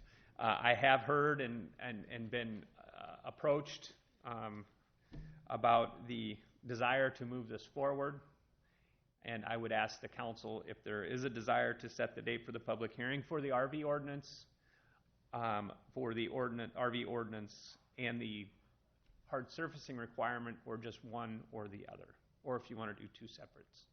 So, as you recall, when we did this before, we had about 150 residents at the meeting discussing this with the council. So I guess what I'm asking is if there's a solid desire to move this forward, we can do so. But if there's not, and there's a lot of questions and concerns with this, I would ask the council whether you want to go forward with that kind of a project. I do think we should move forward with the one that was recommended for approval, and that's the hard surfacing requirement. I think we ought to at least That's go your through recommendation? I think we should go through with that one. The RV is completely, Separate. we can make it separate. I'm asking the council on that. I mean, you got a denial from P&Z, and I've heard some of the council members make mention of, is this something we want to be doing? Why did they deny it? They just simply didn't like the concept of regulating it and providing for the enforcement. So it's I think we ought to at least go through the public hearing and hear what, okay. even if we have 150 people, hear what people say. Yeah, I mean, we've gotten it this far. I'm just wanting to make sure that You've put all the work into it. What's that? You've put all the work into it. Absolutely. It's purely a question to the council. We don't have to do anything more than make notice. But Are you saying there might be two public hearings then, one on each? yeah, I think that would be the best way to I do proceed too. with that. And there would be separate I do. actions. Currently, and we can just change the agenda between now and Thursday, so there'll be setting the date for the two public hearings. Oh, I think that might be better. Little baby steps, you know. Can we get the ordinance, the proposed ordinance again, so we can Yep. have enough time to look at it and Absolutely. And Study you know, it. you can also, we can just set the It date isn't for the here? one on the hard surface parking and do the RV at a separate meeting too, if you want me to, if we want to just do the hard surfacing one for the January 12th, I can get you the ordinance and then we can look at it. It's in the packet, okay.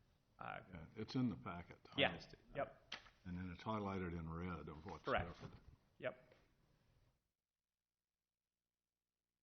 Under So the question I would have, do you want to do both of them on the 12th? Might as well get them Okay. over with.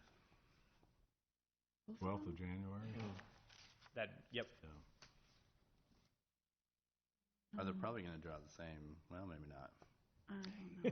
They would, I mean, because most Yeah, of the there's- time, the extra parking is for Recreational vehicles, so correct. Probably going to be mostly the same people. You're going to have a crowd. Yeah. I still am not in favor of the wording of the RV ordinance right now, so I would, if we don't do it, we don't do it, in my opinion, because I wouldn't approve it the way it's written right now anyway. So. Yeah, I don't care if it goes away myself.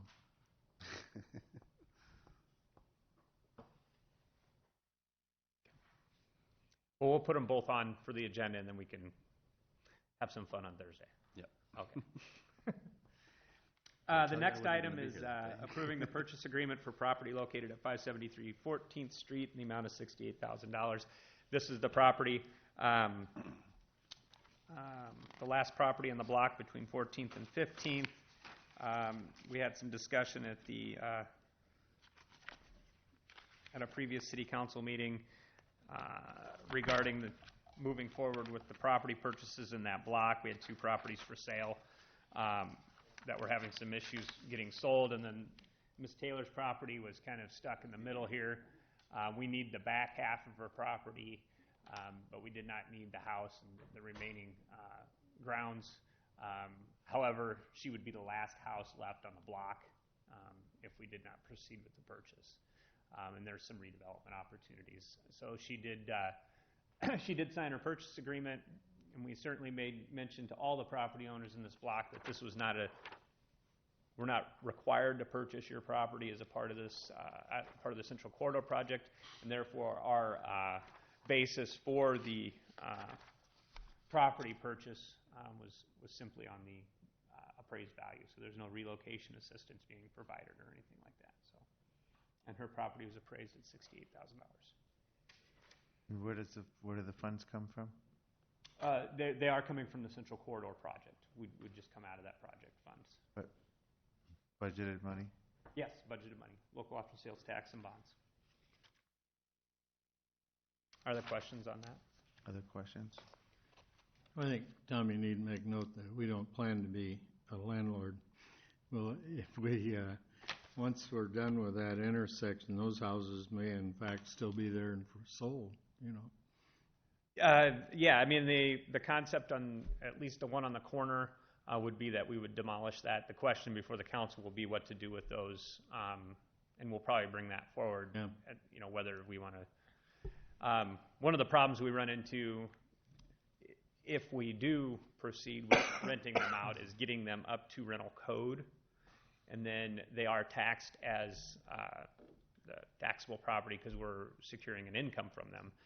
So I will say that one thing we're probably not good at is being a landlord. I don't know that it may be probably the best interest would be to get the sites graded, the properties down, and then market them for redevelopment for some potential mixed-use development adjacent to 6th Ave. So. Well, my objection, of course, is the fact that you are destroying railroad houses. And across the street, across 14th Street, on 5th Avenue, there used to be 2 that were taken out for parking lot for the middle school. And now it's just like, you know, let's just mess up the whole concept of what Marion used to be, a railroad town. And I'm against this. I'm against the roundabout there as far as the safety of the kids going to 4 different schools from the north side of town. And I don't think it's necessary. I don't know why there's going to be a roundabout there when there's going to be one at 7th and 7th and one at the other end. I don't see the reasoning behind it. But then you know what my opinion is and has been from the start.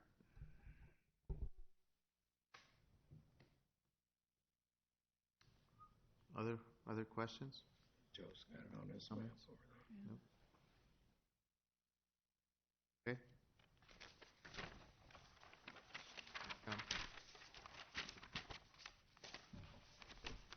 Okay, administration. Yep. On the first one on mine is and the wording on these first several ones will probably change between now and Thursday just to match up with the TIF attorney's recommendations. But the first one is to take what's currently the Marion Commerce Corridor Urban Renewal Area and actually dissolve it back into its original component districts. We had combined the old original Collins Road Extension District and the Central Corridor District into one several years ago, and this last year there was a Supreme Court decision on a combined district over in Pleasant Hill that could have some adverse effects on ours, and so our TIF attorney is recommending that we go ahead and separate them back out. We will need to add the approval of a couple of restated urban renewal plans because he wants us to not only go through the dissolution process but then to restate the urban renewal plans for both of those 2 areas so that they can continue on as separate urban renewal areas. Item number 2, we have several development agreements that we've been basically keeping on hold until we got this action taken care of related to several projects along the Central Corridor. The first one is the Lebeda building. As the council would recall, this is basically us helping them out with the costs of the brownfield remediation that they had on that site. That site in particular incurred a lot of additional expenses with over-excavation, compaction, changes in materials, things that they wouldn't have had to do otherwise, and so that one is on there. The TWG investments, that's the Blair's Ferry senior housing behind the Casey's. That one, there were some changes in costs between when the project was first proposed and when it was bid and started construction. And one of the things that they have to do is at the end of the project, they have to show that they've got 7% commitment from the community on local match in order to make sure that they've fulfilled their commitment to the Iowa Finance Authority. So our share of that, we're extending our agreement with them and adding about $55,000 to that. The Restoration Dental, that's the project here uptown with Dr. Shaw, redoing the former Irwin's building. And in that case, essentially, we're looking at compensation for costs for historic preservation on the facade and ADA improvements and health and safety improvements like the sprinkler system. So all allowable expenses underneath the new TIF policy. Then the items 3 through 5 are just, we have to have an actual hearing on each one of those individual agreements because they are incurring a form of a public debt. And so we'll go through and approve the development agreements for those TIF awards individually. Number 6 is something that's a little bit unusual. You probably saw the purchase that Lynn County is planning on proceeding with for the property south of Squaw Creek Park. They would actually like to place that into an urban renewal area because it gives them some more flexibility with their financing options for doing that. It's not in Marion, it's not in Cedar Rapids, and much like we have extraterritorial review authority for our subdivision ordinance, if a county wants to enact a TIF district, we also have the ability to review that within 2 miles of our city limits. Cedar Rapids also has to do the same thing because it's within 2 miles of their area. So this would actually be a Lynn County urban renewal district. It's not something that looks like it would really have much of an impact on Marion one way or another. There's not proposed to be any development out there for a significant period of time. So it's a way that Lynn County can have a little bit of additional flexibility with doing their financing. So any questions about those first 6?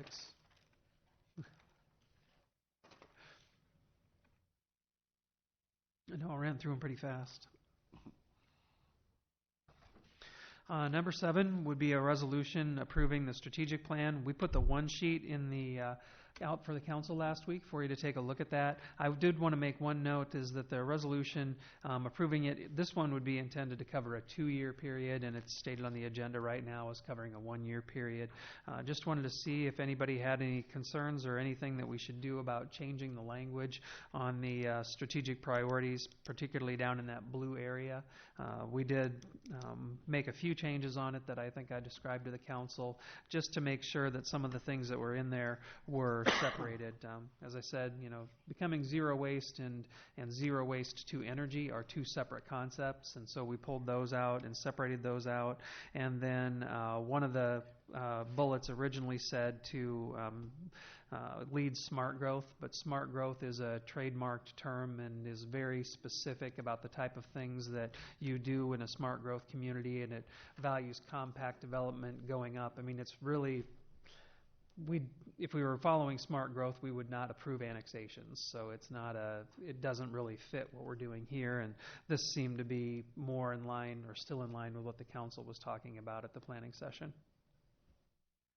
So once council approves this, then the next piece is for the staff to take this, and we start then to discuss these strategic priorities and come up with, looking at the proposed CIP, looking at what projects we have proposed that would support these strategic initiatives, put timelines together, figure out who's responsible for what pieces are of the projects, and then come back to the council essentially with a work plan for how we're going to work on these strategic priorities for the next 2 years.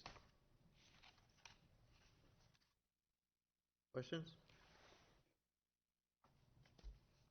Sounds good. Okay. For the next piece, I think that may be a tag team with Amanda and Amber. Do you want to introduce it? Welcome. Hello, good evening.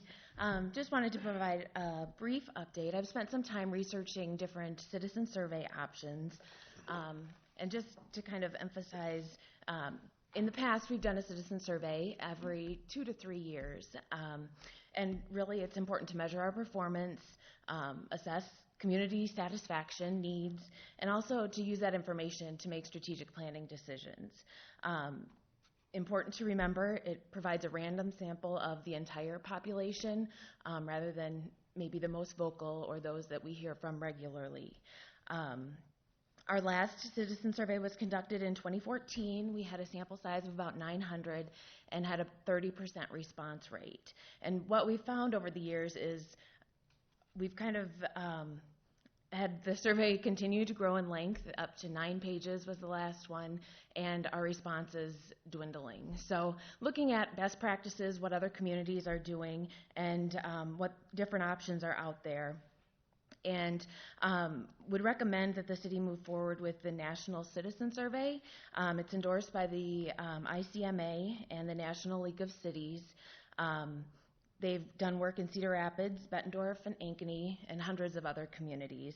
And they benchmark our data against over 500 other cities in the U.S. to kind of show us how we rank in the big picture. There's a standardized list of questions that they provide, but they still give us some flexibility and customization.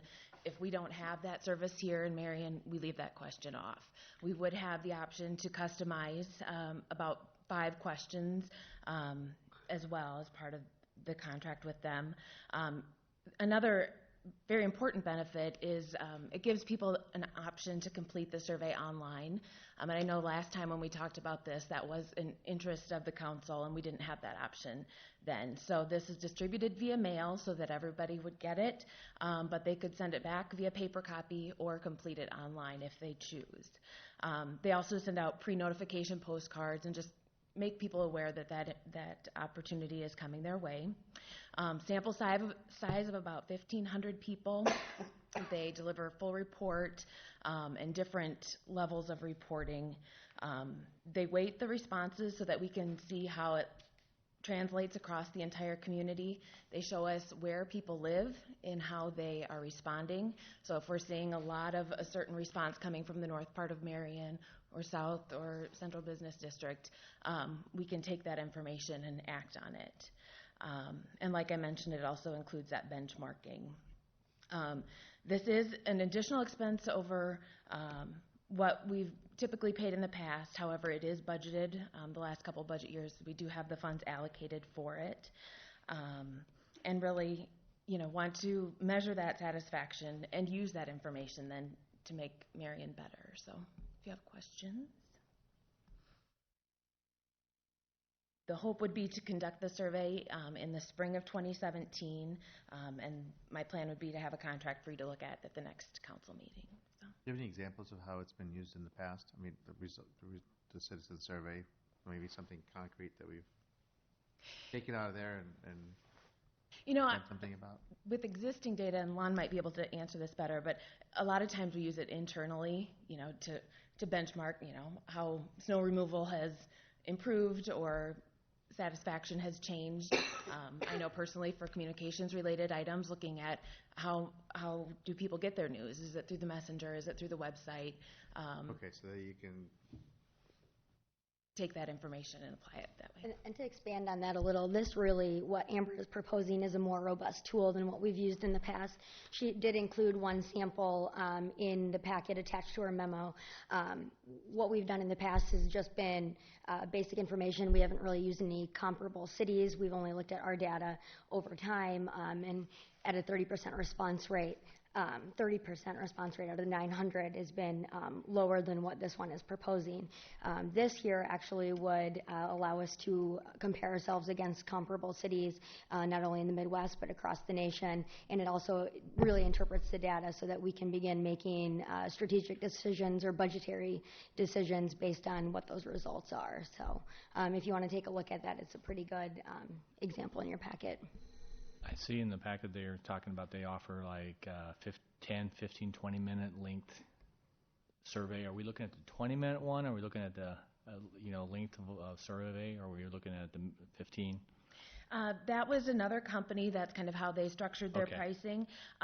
The proposed survey that we're looking at is about 5 pages. Like I said, our last one was 9. So I think we're making good strides in that regard, and just a lot cleaner to complete.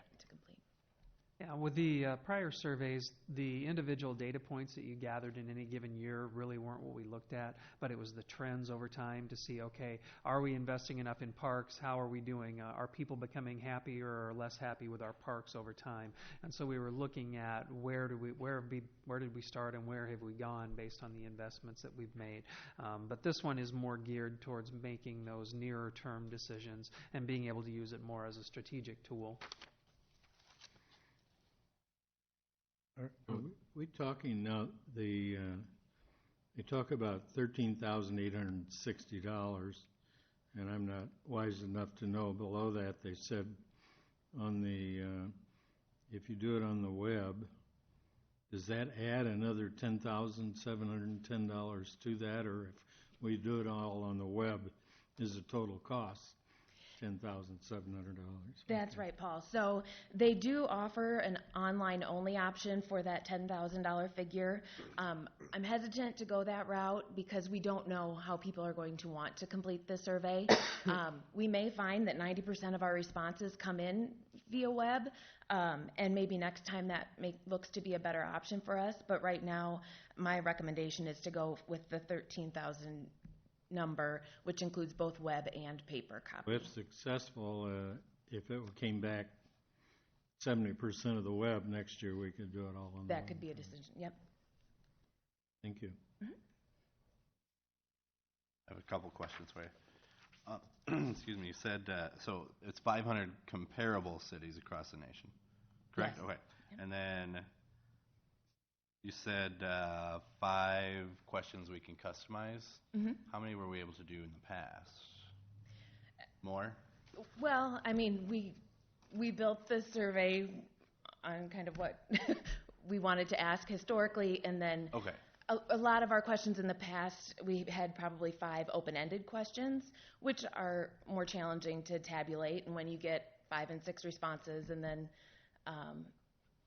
translate that to how many of the residents really felt that way. I feel like this is more of a scientific method for gathering that information. The company would help us word them in such a way that we can capture better data. Okay. Yeah, And then, just to expand on that, Will, with the prior one, we had flexibility over all the wording on all the questions, but the reality of it is to gather data on the same thing over time. There were a lot of them that we never really touched from the earlier surveys. So anytime we wanted additional data or we wanted to reword a question, we really were adding to the length of the survey in order to be able to do that. Hence why it got so long that we started to see our response rates drop off. Sure. Then my last question. So if an online option is an option, instead of just the 1,500 that get the letter in the mail, can it be, the online be opened up to other people? So if you put it in the Times or you put it in the Messenger that, hey, go to this website and do the citizen survey. It looks like that sample is of 1,800 people for that online option. I can certainly contact them and ask if that's something we could open up.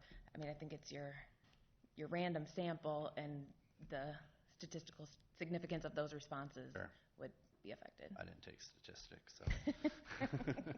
I guess for me, in looking at the types of questions being asked, I really like how this removes the silos. We tend to talk in departments and that kind of thing, and this really looks at kind of the big picture and from a resident perspective, do I feel safe, or I just feel like it's kind of a more user-friendly option. Sure.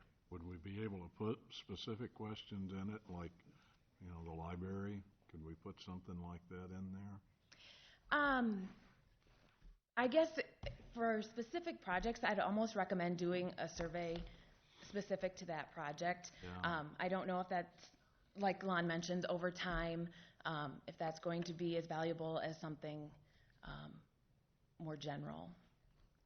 And I know a lot of the departments do kind of gather feedback in their own ways. If you have something in mind, we can certainly look at it. And I just, it's, as much as has gone on about that, I feel like we ought to have some input on that. So anyway, that's my 2 cents. And the one that Amber's proposing does allow you to customize 5 questions. So it does? Mm-hmm. Okay, good. That's on the one you're looking at using? Yes. Okay, thank you. Okay, thank you. So what we're asking council is direction to move forward and negotiate a contract with NCS that we can bring back to you in January. So if you're comfortable with us moving forward, just would like that direction from you now. What, sorry, one more question. What was spent on the last citizen survey? Was it about 24? Sorry. There's no one else. I mean, you can just yell. Sorry, Beth. To do the same thing would be about $5,000 plus staff time in terms of administering that. Okay. Thanks. I didn't think it was that much before. But I mean, you're hiring someone new you're hiring a Yeah, it's specific more company that internal. does this, so. Right. This can be, I think, more in depth and, yeah. I think Amanda just made up some questions. No, I'm kidding. Everyone made up questions. Okay, thanks. One more item? Just number 10, that is a resolution to approve a contract with All Seasons Cleaning for City Hall. As I briefed the council, we piggybacked on top of a bid that the library was doing. We had not bid our services for cleaning in at least 10 years. We've had the same vendor here at City Hall, and we thought, well, the library's doing it. Let's take a look at an opportunity to see what kind of pricing we could get. And while the cost for City Hall would be a little bit less, they're getting a 10% discount on the bid over at the library. This is the same vendor that the public service department is already using, so it's an opportunity for us. Our overall cost is still comparable to what it was before, but we get everything consolidated underneath one vendor. Is this a Marion vendor? Is this a Marion? Not sure where they're out of, Ryan. It was Cedar Rapids. Yep, so they're a Metro vendor. Is this a year thing, a yearly? I believe it's 3 years. 3 years. Okay. Is that it? That's all. No, tell them to turn up the heat. Cold? We have a request to turn up the heat. You do that on your own, Slug. Thank you.